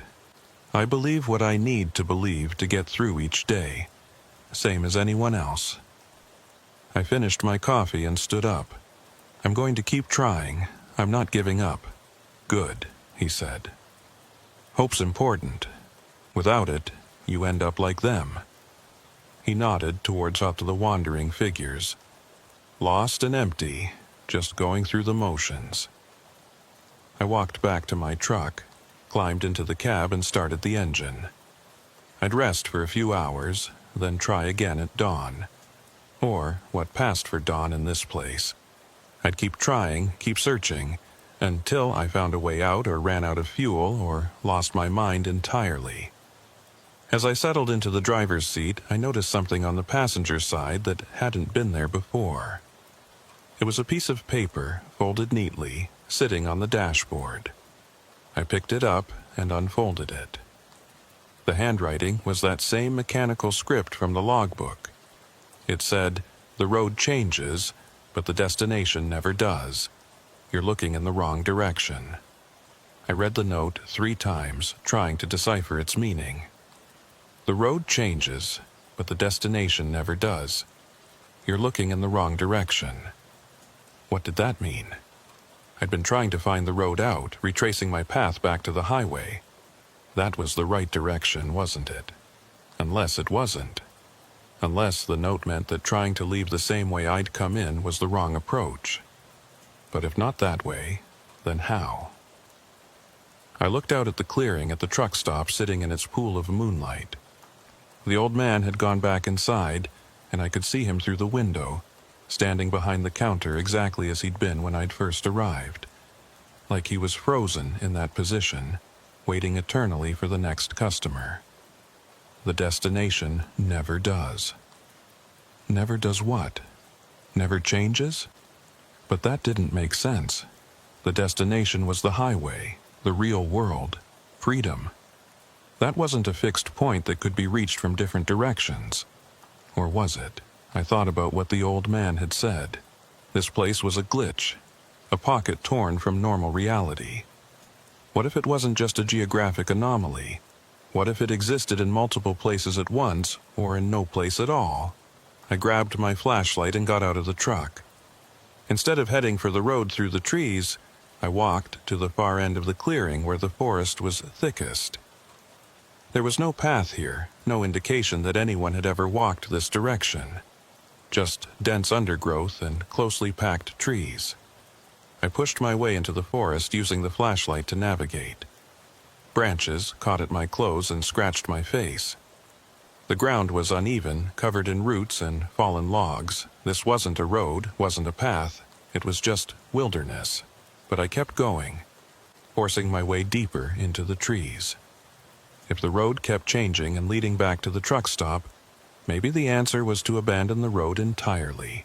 To go in a direction that made no sense, that shouldn't lead anywhere. After about 20 minutes of struggling through the undergrowth, I broke through into a small clearing. And there, in the center of it, was a truck. It was old, maybe from the 1980s, covered in rust and moss. The tires were flat, and the hood was standing open. When I walked closer and shined my flashlight inside, I could see that the engine was completely missing. Not damaged or removed, just gone, like it had never been there in the first place. I walked around to the driver's side and looked in the window. The cab was empty except for a logbook lying on the seat. I tried the door, and it opened with the creak of protesting metal. I picked up the logbook and flipped it open. The entries were dated from 1987, tracking deliveries of auto parts and construction materials. The handwriting was different from what I'd seen at the truck stop. Looser, more personal. I flipped to the last entry. October 23, 1987. Stopped at Harborview for coffee. Can't find the road out. Been searching for 3 days, food and water running out, starting to see other drivers in the woods. They don't talk, just watch. I think they want me to join them. There were no entries after that. I set the logbook back on the seat and backed away from the truck. This driver had been trapped here for days, maybe weeks. Before, what?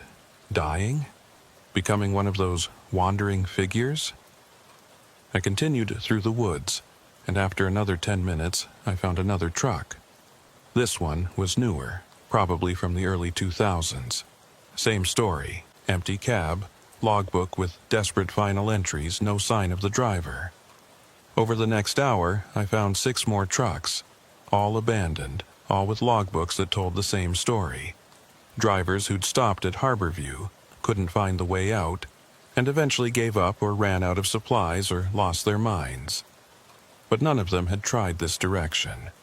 According to their logbooks, they'd all stayed on the road, trying to navigate their way out through the forest paths. None of them had thought to abandon the road entirely and strike out through the wilderness. Maybe that was the key. Maybe the place could only trap you if you played by its rules, if you stuck to the roads and paths it provided. But if you went in a direction it didn't expect, through terrain it hadn't mapped out, maybe you could break free. I pushed on, moving in what I hoped was a straight line away from the truck stop. The terrain got rougher, steeper. I climbed over fallen logs and ducked under low-hanging branches. My clothes were torn and I was covered in scratches, but I didn't care. I was moving in a direction that felt right, that felt like progress. Then I heard the ocean, the distant crash of waves against rocks, growing louder as I walked. I was getting close to the coast, to the edge of whatever pocket dimension this was. If I could reach the water, maybe I could follow the shoreline to a real road, a real town. I broke through the tree line and found myself standing on a cliff overlooking the ocean. The moon was huge overhead, turning the water silver. The waves crashed against the rocks below, sending up spray that glittered in the light. But something was wrong with the water. It wasn't moving right. The waves were too regular, too perfect, like they were on a loop. And when I looked closely, I could see that the spray wasn't falling back down. It was hanging in the air, frozen mid-flight, like someone had pressed pause on reality. I walked along the cliff edge, looking for a way down. There had to be a beach somewhere, a place where I could reach the water. But the cliff just went on, uniform and unbroken, stretching in both directions as far as I could see. I walked for what felt like hours, the cliff unchanging beside me. And then, without warning, I was back at the clearing. The truck stop sat in its pool of moonlight, exactly as I'd left it. I'd walked in a straight line away from this place and somehow ended up right back where I'd started. I stood there, breathing hard, trying to understand. It was like the clearing was the center of a sphere, and no matter which direction you traveled, you always curved back to the middle. There was no edge, no boundary, no way out. The door to the truck stop opened, and the old man emerged.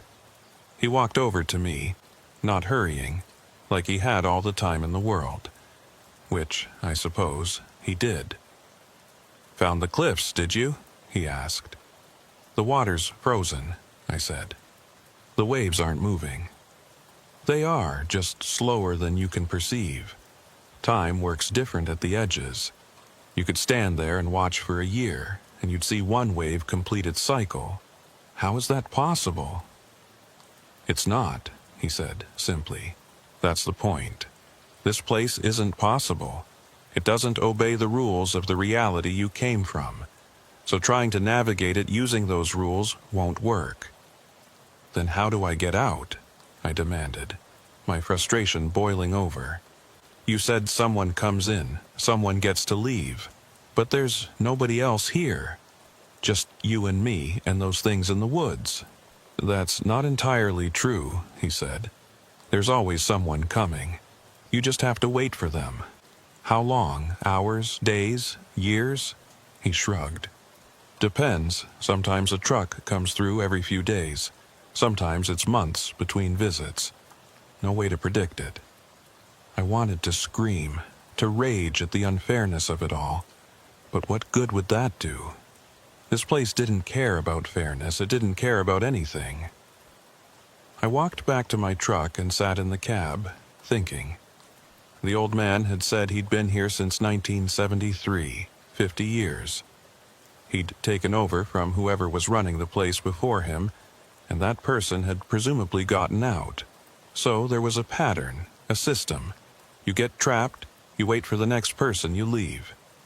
But I couldn't wait 50 years. I couldn't even wait 50 days. My family would think I was dead. They'd move on, build lives without me. My daughter would grow up without a father. My wife would remarry. Everything I cared about would slip away while I was stuck in this pocket dimension, brewing coffee and waiting for the next lost driver. There had to be another way. Something the old man wasn't telling me or something he didn't know himself. I thought about the note. The road changes, but the destination never does. You're looking in the wrong direction.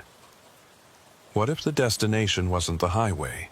What if it was something else entirely? The note had appeared in my truck, which meant someone had put it there. Someone who wanted me to understand something. I got out and walked back into the truck stop. The old man was behind the counter, wiping it down with a rag, even though it was already spotless. Who left the note in my truck? I asked. He looked up, genuinely puzzled. What note? The one about the road changing. Someone put it on my dashboard. He shook his head. Wasn't me. Must have been someone else. There is no one else, I said. Just you, me, and the wanderers. Well, he said slowly, I suppose one of them could have done it. They're not completely gone, you know. Some of them still have moments of clarity, times when they remember who they were. Which one? No way to know. They all look the same after a while. I walked to the window and looked out at the figures moving through the trees. Dozens of them, maybe more, all wandering in their endless patterns. One of them had left that note. One of them had figured something out, had learned something important enough to try to communicate it. I went back outside and walked toward the nearest figure. As I got closer, I could see it was wearing the remains of a trucker's uniform, faded and torn but still recognizable. It was moving in a slow circle, its head down like it was searching for something on the ground. "Hey," I called out. "Did you leave a note in my truck?" It didn't respond, didn't even acknowledge that I'd spoken, just kept walking its circular pattern. I tried another figure and another, asking the same question. None of them responded. None of them even looked at me. They were completely lost in their own worlds, trapped in whatever loop their minds had created. But on the 7th try, something different happened. The figure stopped walking. It raised its head slowly and looked directly at me, and I could see its face clearly in the moonlight. It was me. Or rather, it looked exactly like me. Same features, same build, even wearing the same clothes I had on. "You're looking in the wrong direction," it said, its voice flat and emotionless. "The way out isn't behind you. It's ahead." "What does that mean?" I asked. my heart pounding. "You've been trying to go back," it said. "Back to the highway, back to your life, back to the way things were, but you can't go back. You can only go forward." "Forward to what?" "To what comes next," it said. And then it turned and walked away, resuming its endless wandering pattern. I stood there trying to process what it had said. I'd been trying to retrace my steps, to undo my mistake of stopping here. But what if that wasn't possible? What if the only way out was to go deeper in, to fully commit to whatever this place was? I walked back to the truck stop and went inside. The old man looked up as I entered. "I need to understand how this place works," I said. "Really understand it. Not just the surface level stuff, but the mechanics of it." He studied me for a long moment, then nodded. "All right. But understanding comes with a price. Once you know how it works, you can't unknow it. And that knowledge might not help you the way you think it will." "I'll take that risk," I said. He gestured for me to follow him, and he led me through the door to the back room. I'd expected a storage area or office, but what I saw stopped me in my tracks. The room was enormous, far too large to fit inside the small building I'd seen from outside. It stretched back impossibly far, filled with rows and rows of shelves. And on those shelves were things, objects I couldn't quite focus on, items that seemed to shift and change when I looked directly at them. "What is this?" I asked. "This is what the place collects," he said. "Every driver who stops here leaves something behind, even if they eventually get out. A piece of their time, their memories, their self. It all ends up here." He walked down one of the aisles, and I followed. The objects on the shelves became clearer as we moved deeper into the room. I saw watches, all stopped at different times. Photographs of people I didn't recognize. Logbooks filled with entries that contradicted each other. Pieces of vehicles, steering wheels, side mirrors, gear shifts, all arranged neatly like museum exhibits. "Why does it collect these things?" I asked. "Because that's what it is," he said. "This place isn't a truck stop that got caught in some dimensional anomaly. It's the anomaly itself, a place that exists specifically to trap travelers, to collect their stories and memories and artifacts. The truck stop is just the interface, the way it interacts with our reality." "But why?" he shrugged. "Maybe it's hungry. Maybe it's lonely. Maybe it's just following some instinct we can't comprehend. Does it matter?" We reached the end of the aisle, and he stopped in front of a shelf that held a single object. A coffee cup. It was the same kind I'd seen in the front of the store, white ceramic with the truck stop's logo on the side. "Every truck stop has a cup like this," he said. "A symbol of hospitality, of providing comfort to travelers. But this cup is different.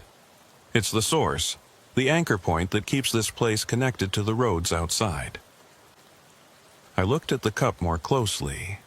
It seemed completely ordinary, nothing special about it. But as I stared at it, I started to see things in its surface. Reflections that didn't match the room around us. Images of highways and truck stops, of drivers and vehicles, all flowing across the ceramic like scenes on a television screen. "If I destroy it?" I asked. "The place might collapse, or it might create a new anchor, or nothing might happen at all. There's no way to know without trying." I reached for the cup, but he grabbed my wrist. "Think carefully before you do this. If the place collapses while you're inside it, there's no telling where you'll end up. You might get back to your reality. You might end up somewhere worse. You might cease to exist entirely." I hesitated, my hand hovering over the cup. This could be my way out, or it could be my death. No way to know without trying. But what other choice did I have? Wait here for years until another driver showed up? become one of those wandering figures, lost and empty? Or take a risk, destroy the anchor, and hope I'd survive whatever came next? I made my decision. I grabbed the cup and threw it against the floor as hard as I could. It shattered, pieces flying in all directions. And the moment it did, everything changed. The sound of the cup breaking was like thunder, echoing through the massive room and beyond. The shelves around me began to vibrate, and the objects on them started to move, sliding and shifting like they were trying to escape. The old man stumbled backward, his face showing the first real emotion I'd seen from him. "What have you done?" he whispered. The room began to collapse. Not physically, the walls and ceiling weren't falling, but dimensionally. I could feel the space folding in on itself, getting smaller and more compressed with each second.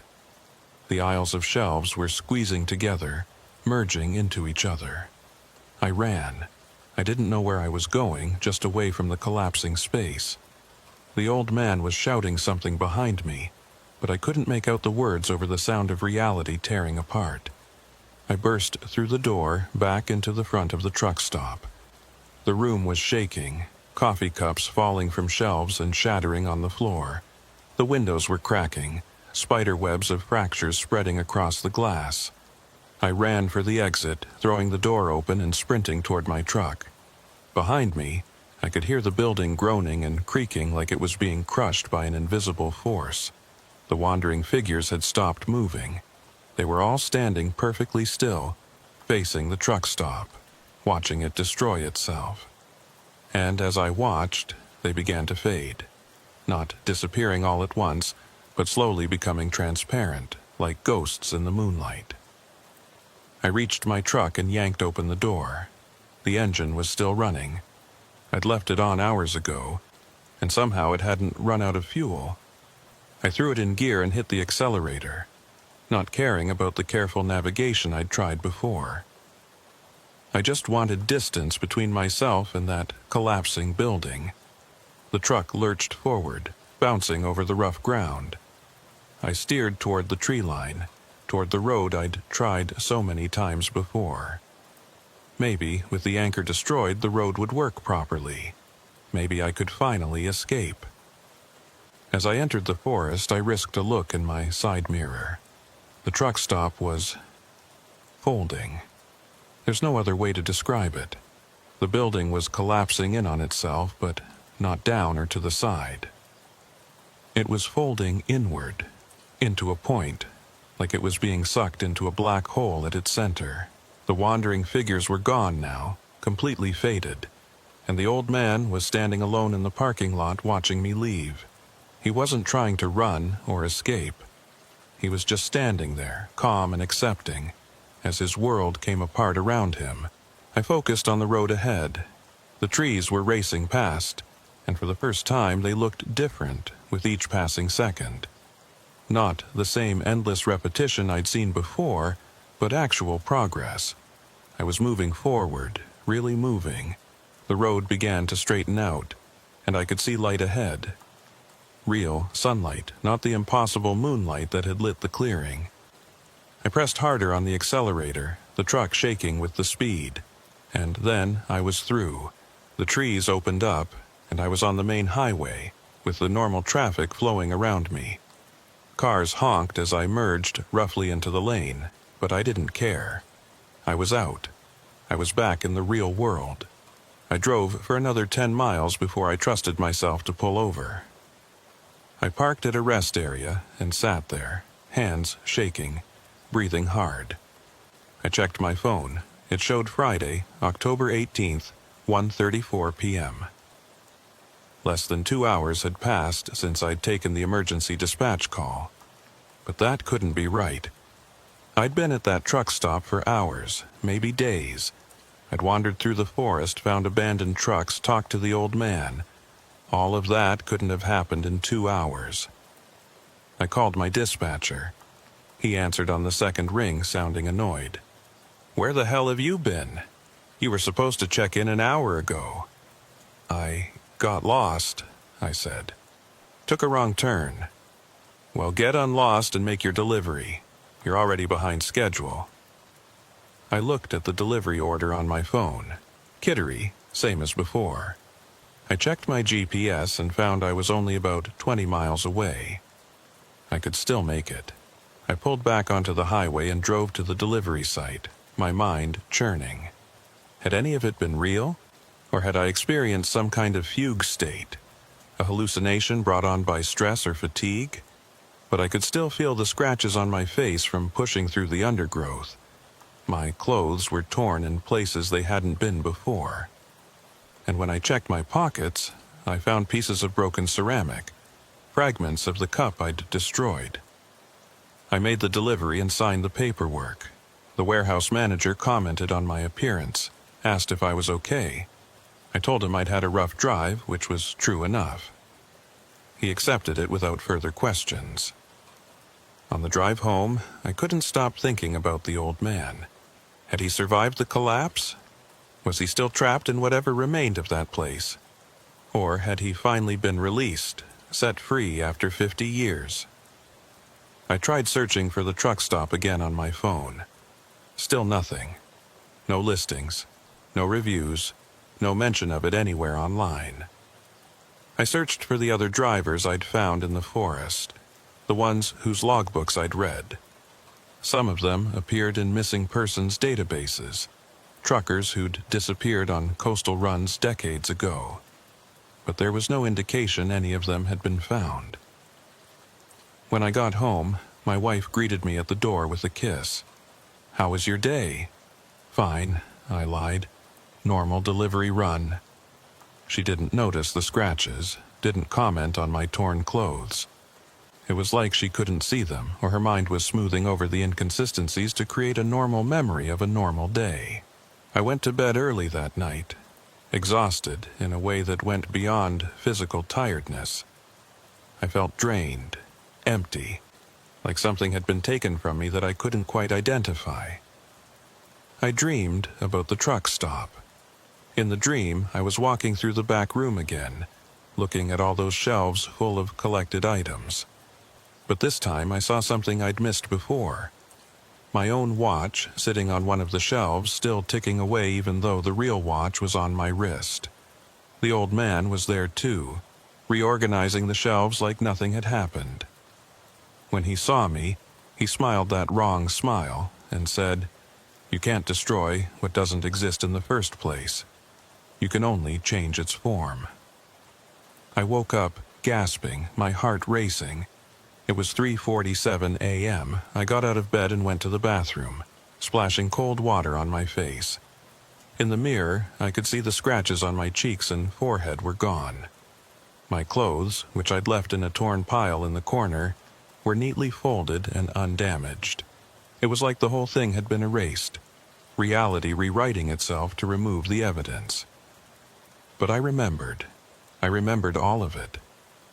Over the next few weeks, I kept expecting something to happen. A call from the old man, or seeing the wandering figures in the woods along other highways, or finding that truck stop sign on a different road. But nothing came. Life went back to normal, deliveries and dinners and the ordinary routine of existence. Except, I started noticing things, small inconsistencies that most people wouldn't catch. The way time seemed to skip occasionally, jumping forward a few seconds without anyone else noticing. The way certain roads looked different each time I drove them, even though they shouldn't change. The way my logbook sometimes had entries I didn't remember writing. I mentioned it to other truckers at a rest stop one night. Casual, just making conversation. One of them, an older guy named Briggs who'd been driving for 30 years, gave me a strange look. "You been to Harborview?" he asked quietly. My blood ran cold. "You know about it?" He nodded slowly. "Stopped there once, back in night 8. Managed to get out, but it took me 3 days. When I finally made it back to the real world, only an hour had passed." He leaned in closer. "It changes you, that place. Once you've been there, you're never quite the same. You see the cracks in reality that normal people don't notice. Are there others? I asked. Other places like it? Dozens, he said, maybe hundreds. They're everywhere if you know what to look for. Truck stops that don't appear on any map. Rest areas that only exist on certain nights. Roads that lead somewhere they shouldn't. He finished his coffee and stood up. My advice? Don't look for them. And if you accidentally find one, drive past it.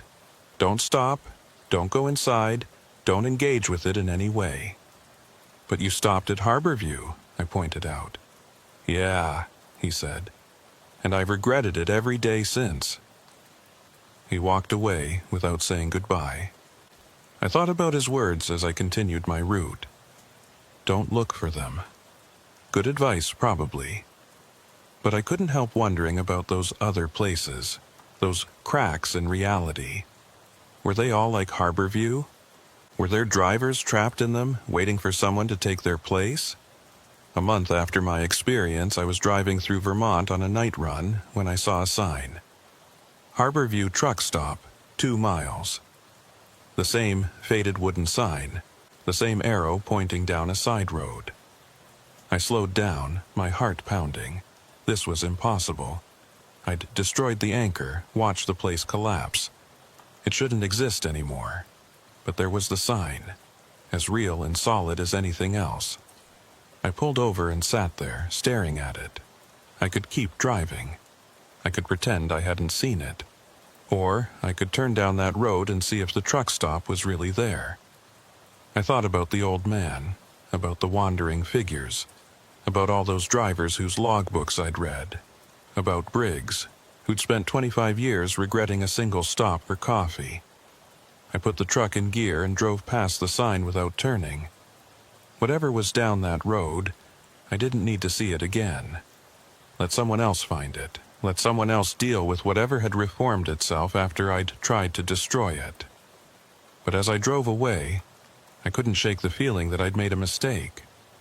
That I should have gone back, should have finished what I'd started. That somewhere in that impossible space, the old man was still standing behind the counter, still smiling his wrong smile, still waiting for the next driver who'd make the mistake of stopping. And maybe, just maybe, that driver would be the one to truly end it. To find the real way out, not just for themselves, but for everyone who'd ever gotten trapped there. Or maybe the place couldn't be destroyed. Maybe it was eternal, reshaping itself whenever someone tried to end it, adapting and surviving like some kind of dimensional parasite. I don't know. I'll probably never know. All I can do is keep driving, keep making my deliveries, and try not to think about what might be waiting down the next unmarked road. But sometimes, late at night when I'm alone on an empty highway, I see things in my peripheral vision. Figures standing at the edge of the road, watching. Buildings that shouldn't be there. Signs that point to places that don't exist. And every time I see them, I have to make a choice. Stop and investigate, or keep driving and pretend I saw nothing. So far, I've always chosen to keep driving.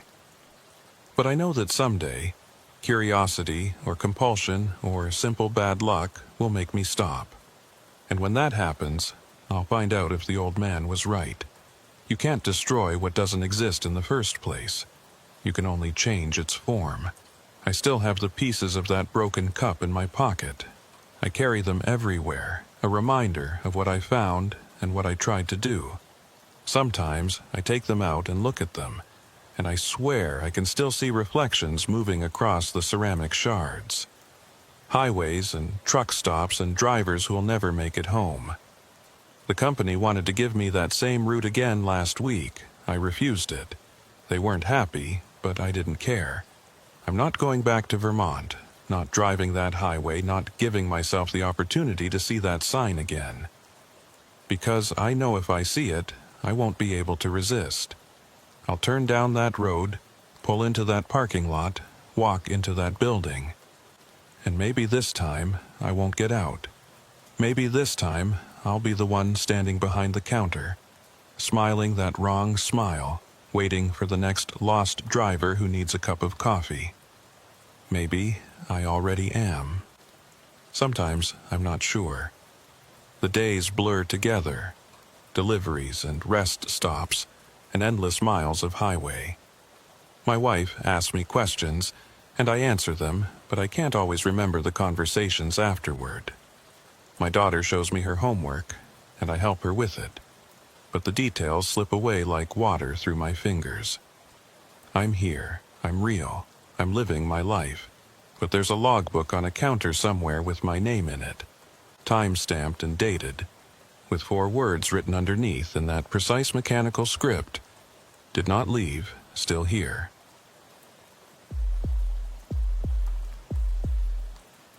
The weather report said the storm would miss us. Clear skies all the way to Bangor, the dispatcher said at 6 a.m. He was wrong. My name is Cole Hartley, and I haul refrigerated goods up the northeastern coast. 8 years of driving trucks has taught me to trust my gut over forecasts. I should have listened to that instinct. This run was simple. Frozen seafood from Portland to Bangor. 200 miles on I-95, done it dozens of times. Load up at 7 a.m., deliver by 11, home by dinner. The first hour went perfectly. Then, 20 miles south of Augusta, dark clouds rolled in from the east. Not gradual overcast, but a solid wall of storm racing toward me. I called dispatch. Thought you said the storm was tracking east. Radar shows it over the ocean, heading away from the coast, he said. Must be a glitch. 10 minutes later, the blizzard hit. Heavy, wet snow, reducing visibility to almost nothing. I slowed to 30 miles per hour, but kept moving. The delivery deadline was 2 p.m. That's when I saw the sign. I-95 north closed ahead. Detour. Electronic message board, arrow pointing to an exit ramp. I took it, following the signs onto Route 3. The snow intensified, wind pushing the truck, making me fight the wheel. After 30 minutes, I realized something was wrong. The signs were leading me east toward the coast, not north to Bangor. My GPS showed Route 3 heading north. My compass said I was going east. No phone signal. The detour signs kept appearing, guiding me along a coastal route. I followed because turning around with a 53-foot trailer in a blizzard wasn't an option. Through the snow, I glimpsed the ocean to my right. Massive waves crashed against the shore, spray freezing midair into strange ice formations. After an hour, I saw another truck ahead, moving slowly through the storm. Relief flooded through me. I wasn't alone. I sped up to catch it. But no matter how fast I went, the distance remained constant. It was like we were magnetically locked at exactly the same interval. Then I noticed the tire tracks. Too fresh, too clear, despite the heavy snowfall that should have been covering them. The patterns were too perfect, the edges too sharp. I watched them curve with the road, following its path, and then, impossibly, they just ended. Right in the middle of a straight section, the tracks stopped. Not like the truck had turned off. They just terminated, as if the vehicle had been lifted straight into the air. I pulled over, staring at where the tracks ended. The truck ahead had vanished. The road stretched empty into the white curtain of snow, but there was nowhere it could have gone. No turnoffs, no side roads, just those tracks ending in the middle of the highway. I sat there, engine idling, trying to make sense of what I'd seen. Tire tracks didn't just disappear. There had to be an explanation. Wind coverage. Distance miscalculation. Some optical illusion created by the storm. But deep down, I knew I was lying to myself. My CB radio crackled to life, even though I'd turned it off. Turn back. 2 words, flat and emotionless, distorted by heavy static. I grabbed the handset. This is Hartley. Who is this?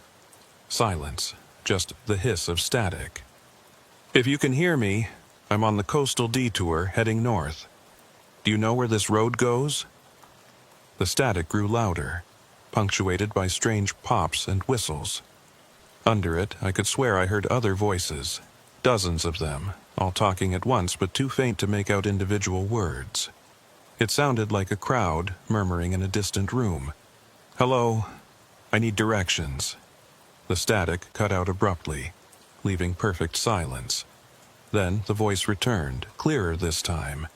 "You're on the ice coast. Turn back while you still can." The ice coast. I'd never heard of it, but the name sent a chill down my spine. I can't turn back. The road's too narrow. No delivery is worth this. Turn back. Who are you? How do you know about the road? But there was no answer. Just that hissing static again, gradually fading until the CB was completely silent. I put the truck back in gear and continued driving, my hands gripping the wheel tighter than necessary. My mouth was dry despite the cold, and I could feel my heart beating faster. Something was very wrong with this road. 20 minutes later, a town appeared through the snow. It materialized suddenly. One moment I was surrounded by forest and empty road. The next I was driving into a cluster of buildings. Old buildings from the early 1900s lined both sides of the street. A general store with faded lettering, a post office with peeling paint, a diner with a broken neon sign. There were lights in some windows, warm yellow glows that looked inviting. Smoke rose from several chimneys, but something about it felt staged, artificial, like a movie set rather than a real town. A man stood on the sidewalk watching my truck pass. He wore a heavy coat and boots, but no hat or gloves despite the freezing temperature. Snow accumulated on his shoulders and hair, but he didn't seem to notice. As I drove by, he raised one hand in greeting. The gesture was slow, deliberate, almost mechanical. I waved back and pulled over. "Can you tell me how to get back to I-95? I called out. He walked over slowly through the knee-deep snow. Each step was measured, careful. When he got close, I could see his face clearly. Maybe 60 years old, weathered complexion. But his gray eyes were what caught my attention. They seemed to look right through me, seeing something beyond what was visible. "I-95? He said, his voice rough. "You won't find that around here." I took a detour. Been following signs for over an hour. He studied me for a long moment. "What day is it?" The question caught me off guard. "Thursday, February 16th. "What year?" Now I was getting worried. 2024, are you okay?" He smiled, but it didn't reach his eyes. The expression was hollow, practiced, like he'd done it so many times it had lost all meaning. "I'm fine, but you need to leave, right now. Don't stop, don't talk to anyone else, just turn around and drive until you're back on the main highway." "I can't turn around here. The road's too narrow with my trailer." "Then back up, or unhook the trailer and leave it. I don't care how you do it, but you need to go." There was urgency in his voice now, an edge of desperation. "What's wrong with this town?" "Nothing's wrong with the town. The town's been gone for 30 years. What you're seeing isn't real." I stared at him. "You're standing right here talking to me." "I didn't say I'm not real. I said the town's not real. There's a difference." He glanced over his shoulder, checking if we were alone. "You're on a road that shouldn't exist. It appears during storms, leads people to places they don't want to go. The only way out is to turn around and go back exactly the way you came." Now that he mentioned it, I could see the inconsistencies. The buildings looked too perfect for structures abandoned 3 decades. No graffiti, no decay. The smoke from the chimneys rose straight up, unaffected by the wind. The snow around the buildings looked too evenly distributed, like it had been carefully arranged. "How long have you been here?" I asked. His eyes grew distant. "I stopped counting years ago. Time doesn't work the same here.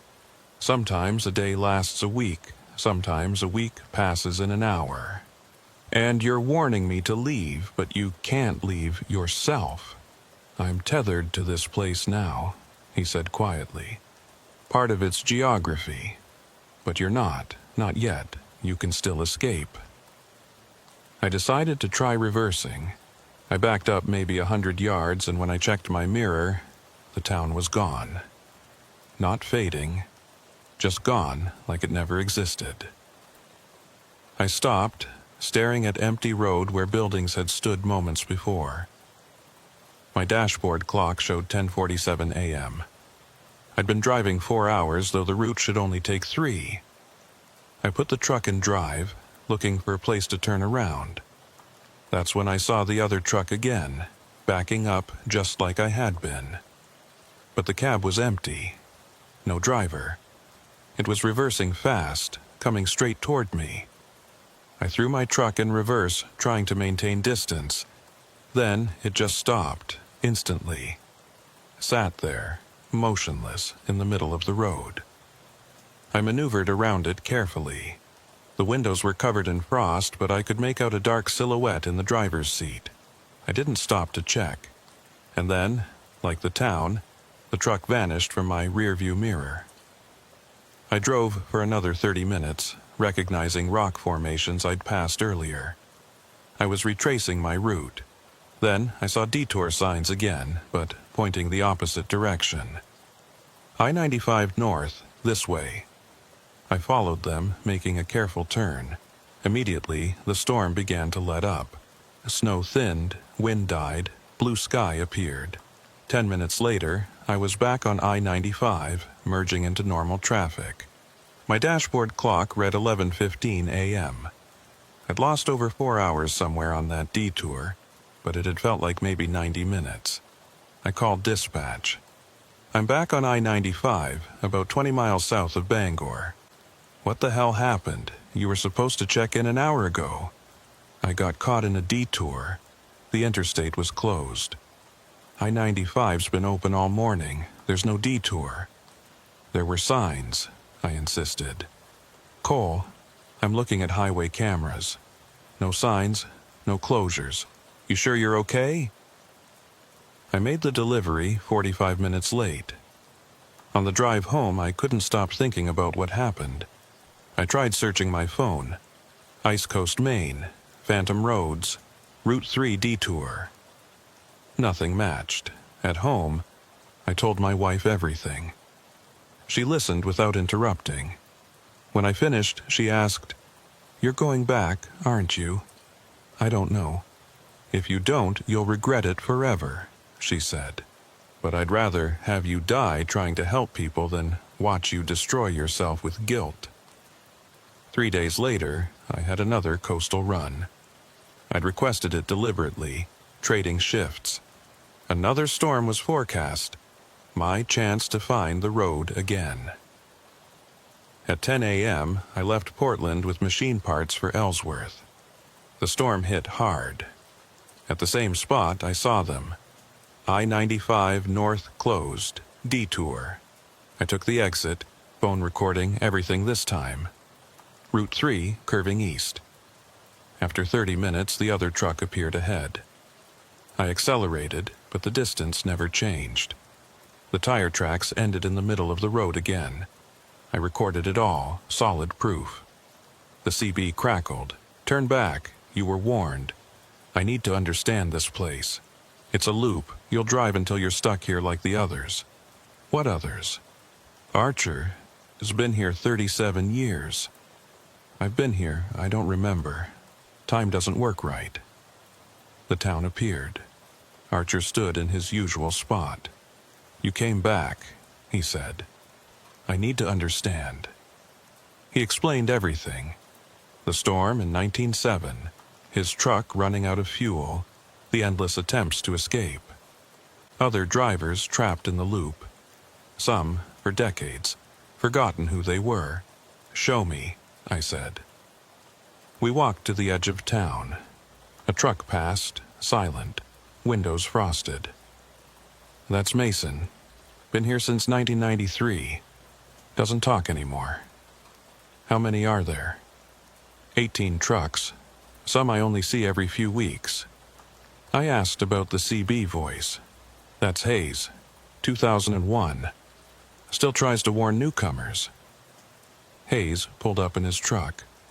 I showed him my phone recording and explained my plan to document everything. "You really think this could help?" he asked. "It's better than driving forever." We drove together toward the ice wall at the end of the loop. It rose 20 feet high, blocking the road completely. Faces pressed against it from inside, previous drivers who'd been absorbed. "Eventually, the loop wears you down," Hayes said. "When there's nothing left, the road absorbs you into the ice. How long? Depends. Archer's lasted 37 years. I've seen drivers disappear after 5. My phone buzzed, low battery. The recording showed 3 hours had passed, though it felt like 90 minutes. "Time moves different here," Hayes confirmed. I stood at the ice wall, studying the frozen faces. Then I saw writing scratched into the surface. "The loop can be broken. Find the first marker." I photographed the message and got back in my truck. Hayes and Archer joined me, and we drove back along the road, this time paying careful attention to every marker. Boot, thermos, jacket, backpack. All items from the past few decades, left by drivers who'd gotten trapped and eventually given up hope. We'd been driving for maybe 20 minutes when I saw something different. It was off to the side of the road, partially hidden by snow-covered brush. At first I thought it was just another rock formation, but as I got closer I realized it was deliberately constructed. A cairn, a stack of rocks about 3 feet high, carefully balanced. Unlike the other markers, this didn't look like something a trucker would carry.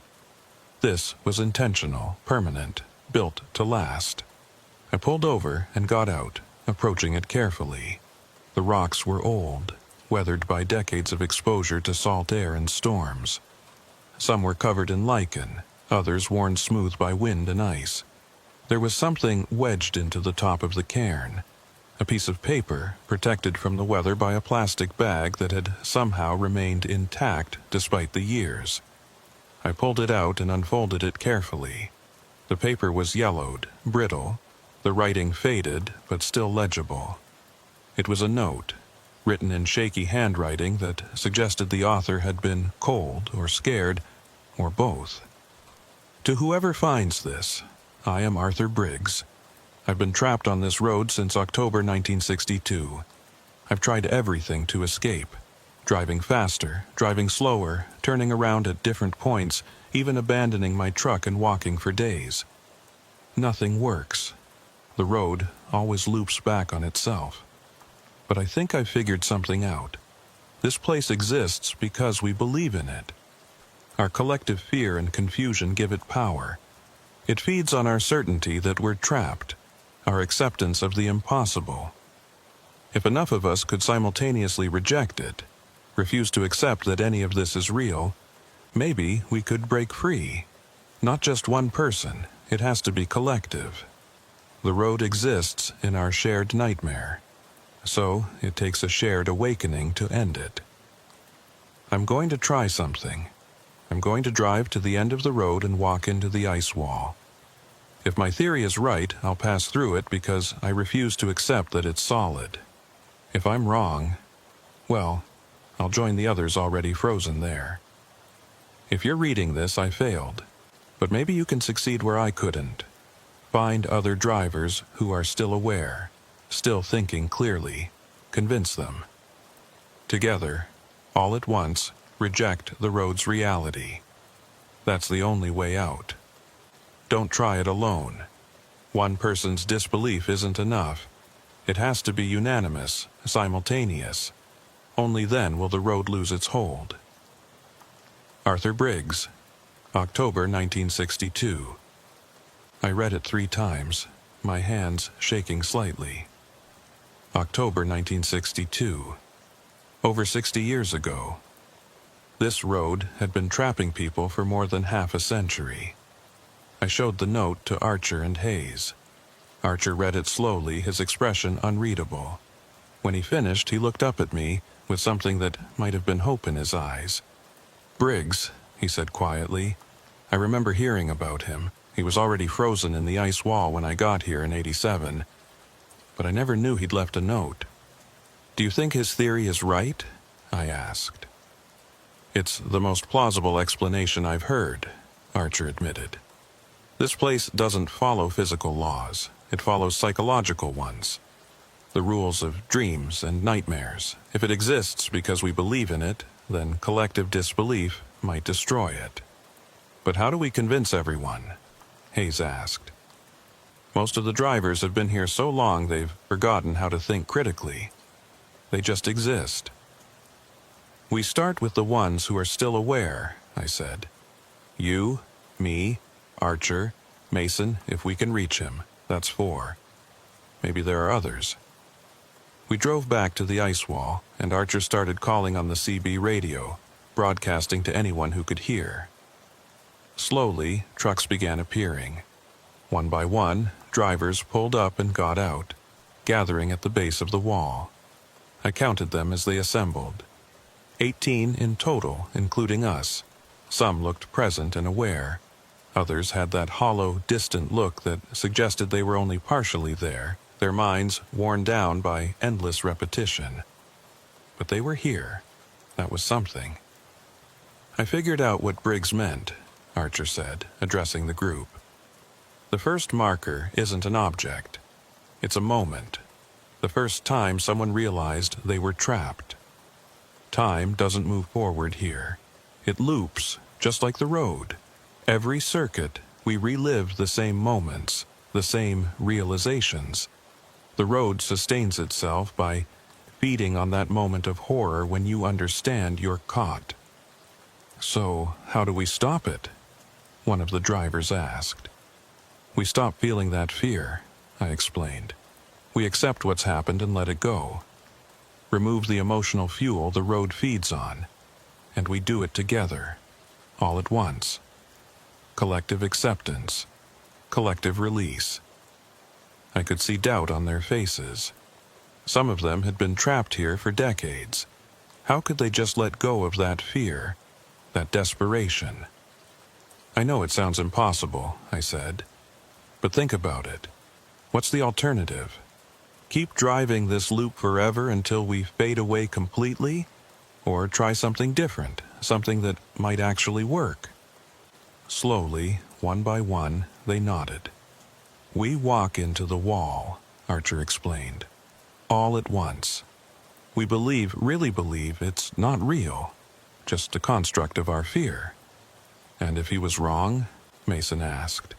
"We become part of the wall, but is that worse than driving the loop forever?"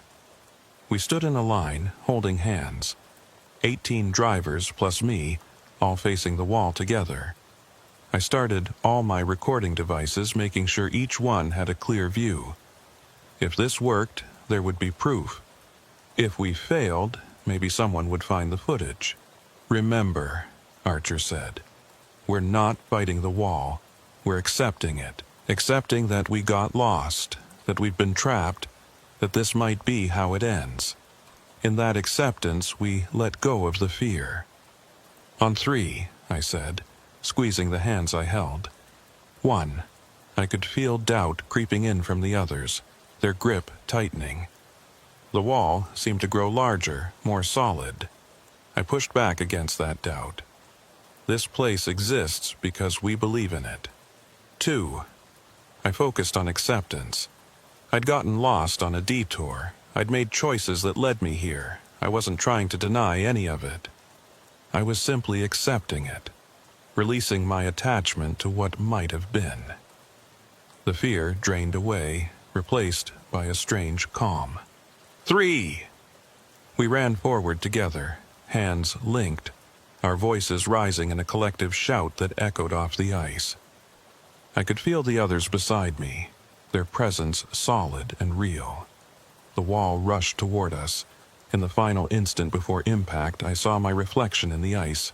Not afraid, but determined. Then we hit the wall. For a split second, I felt cold resistance. Then I remembered, this isn't real. I am driving on a normal road. The ice wall doesn't exist. Suddenly, I was through. I stumbled forward, alone. The others were gone. I turned back. The ice wall was solid now.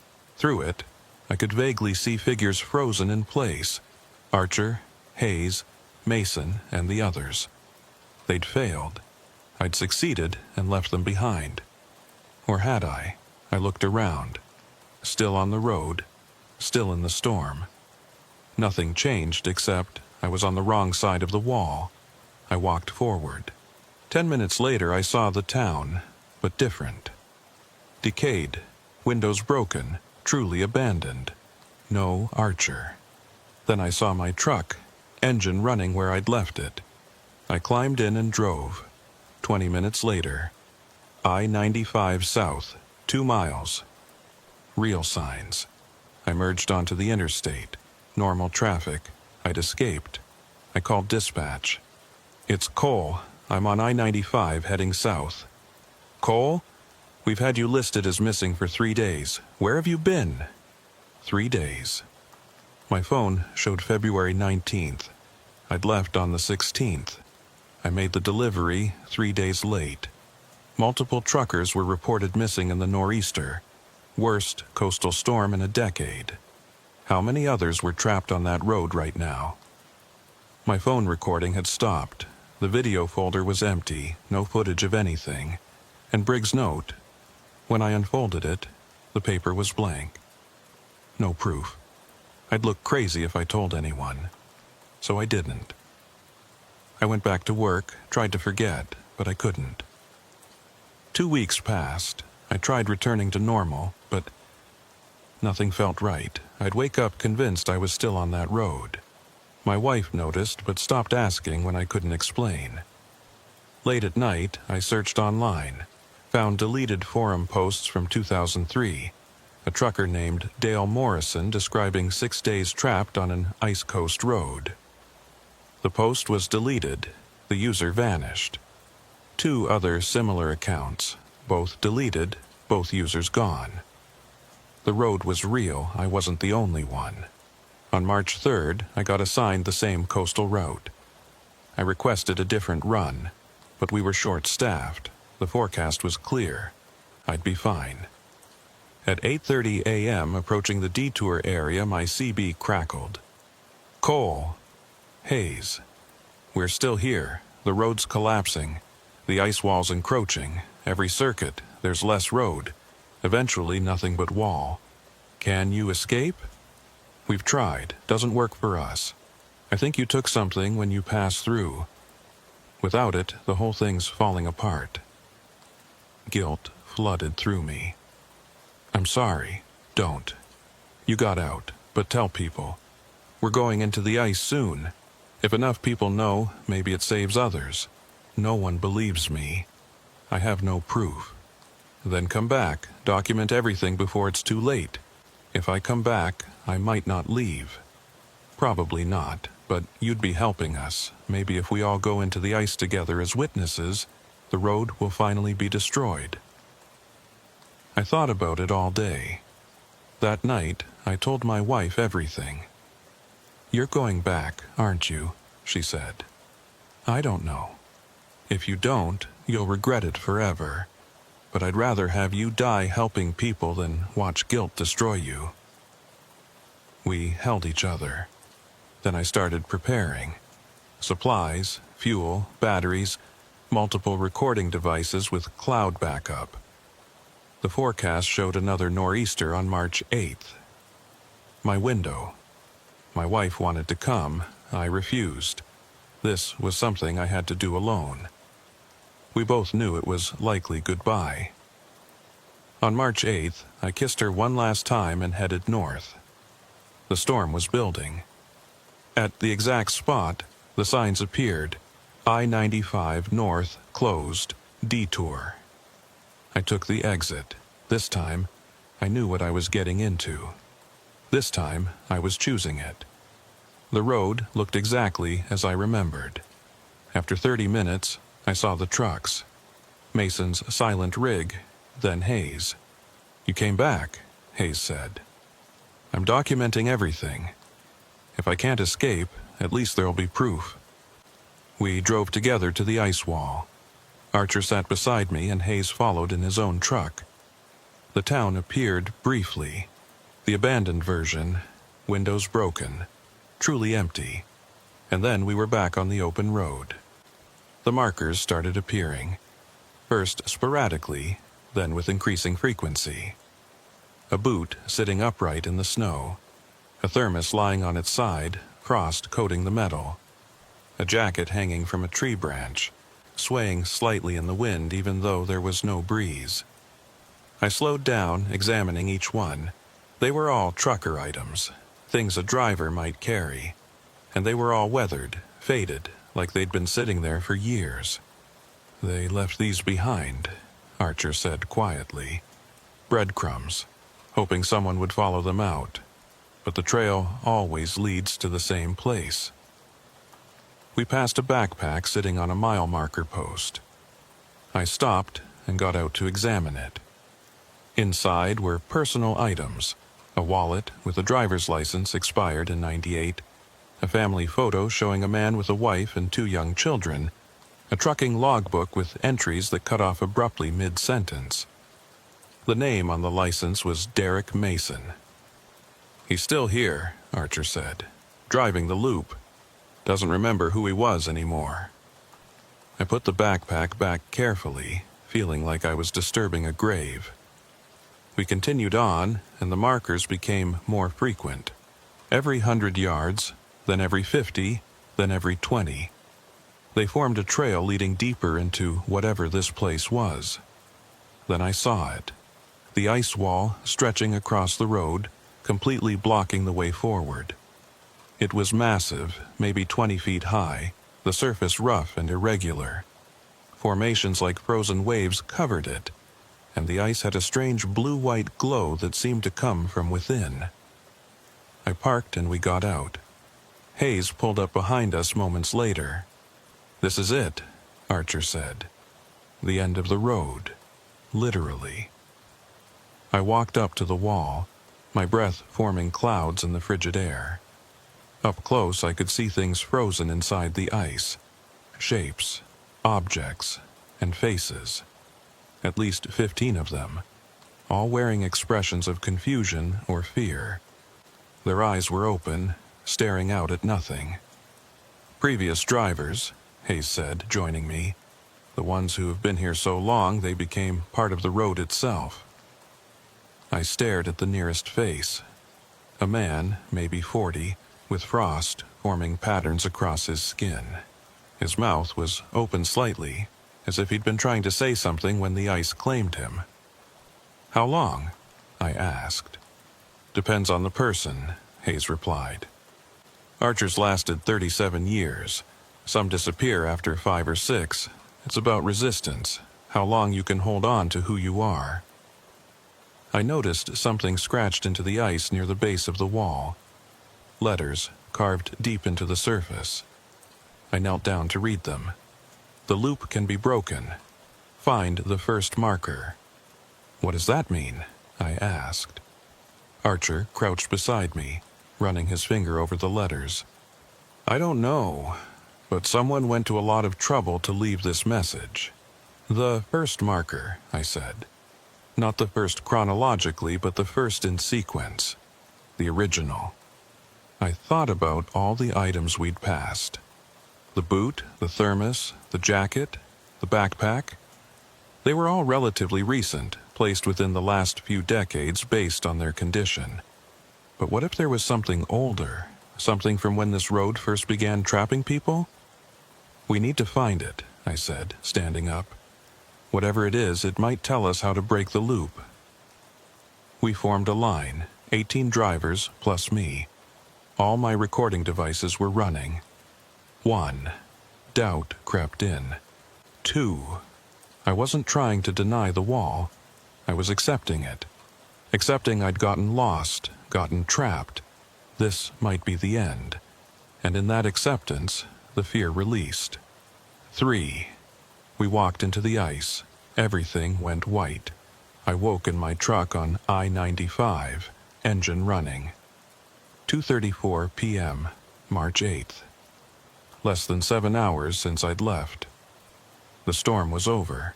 Sun breaking through clouds. Everything normal. I checked my recordings. Hours of footage. The detour, the loop, the other drivers, the ice wall. Everything captured. Dozens of messages on my phone. I called my wife. "I'm okay. I'm heading home. I think we broke the road."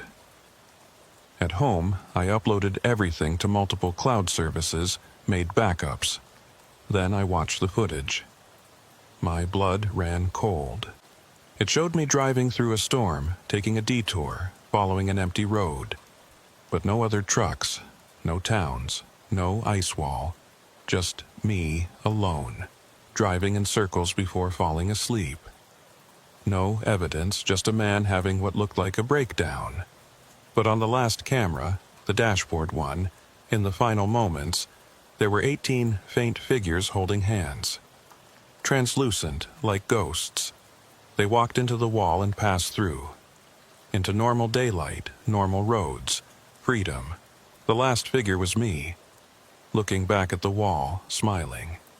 I still have that footage. Most dismiss it as compression artifacts, but I know what happened. Sometimes, late at night, I get calls on my CB, Hayes, Archer, the others. They thank me for coming back, for helping them escape. Then the signal cuts out. I don't drive coastal routes anymore. Moved to inland deliveries. My wife understands, but I keep those recordings backed up everywhere. Instructions that if I disappear, someone should investigate, because I have a feeling our work wasn't complete. The road might still be there, reformed, waiting, and next time there might not be anyone who knows how to break free. So I drive my safe routes, deliver my cargo, go home, and I try not to think about the ice coast, about drivers who might still be trapped, about the loop still cycling. Try not to think about it. But I always fail, because somewhere out there, on a coastal highway during a storm, there's a detour sign pointing to a road that shouldn't exist, and sooner or later, someone else will take that turn. I can only hope they'll be as lucky as I was, or luckier still that they'll never find it at all.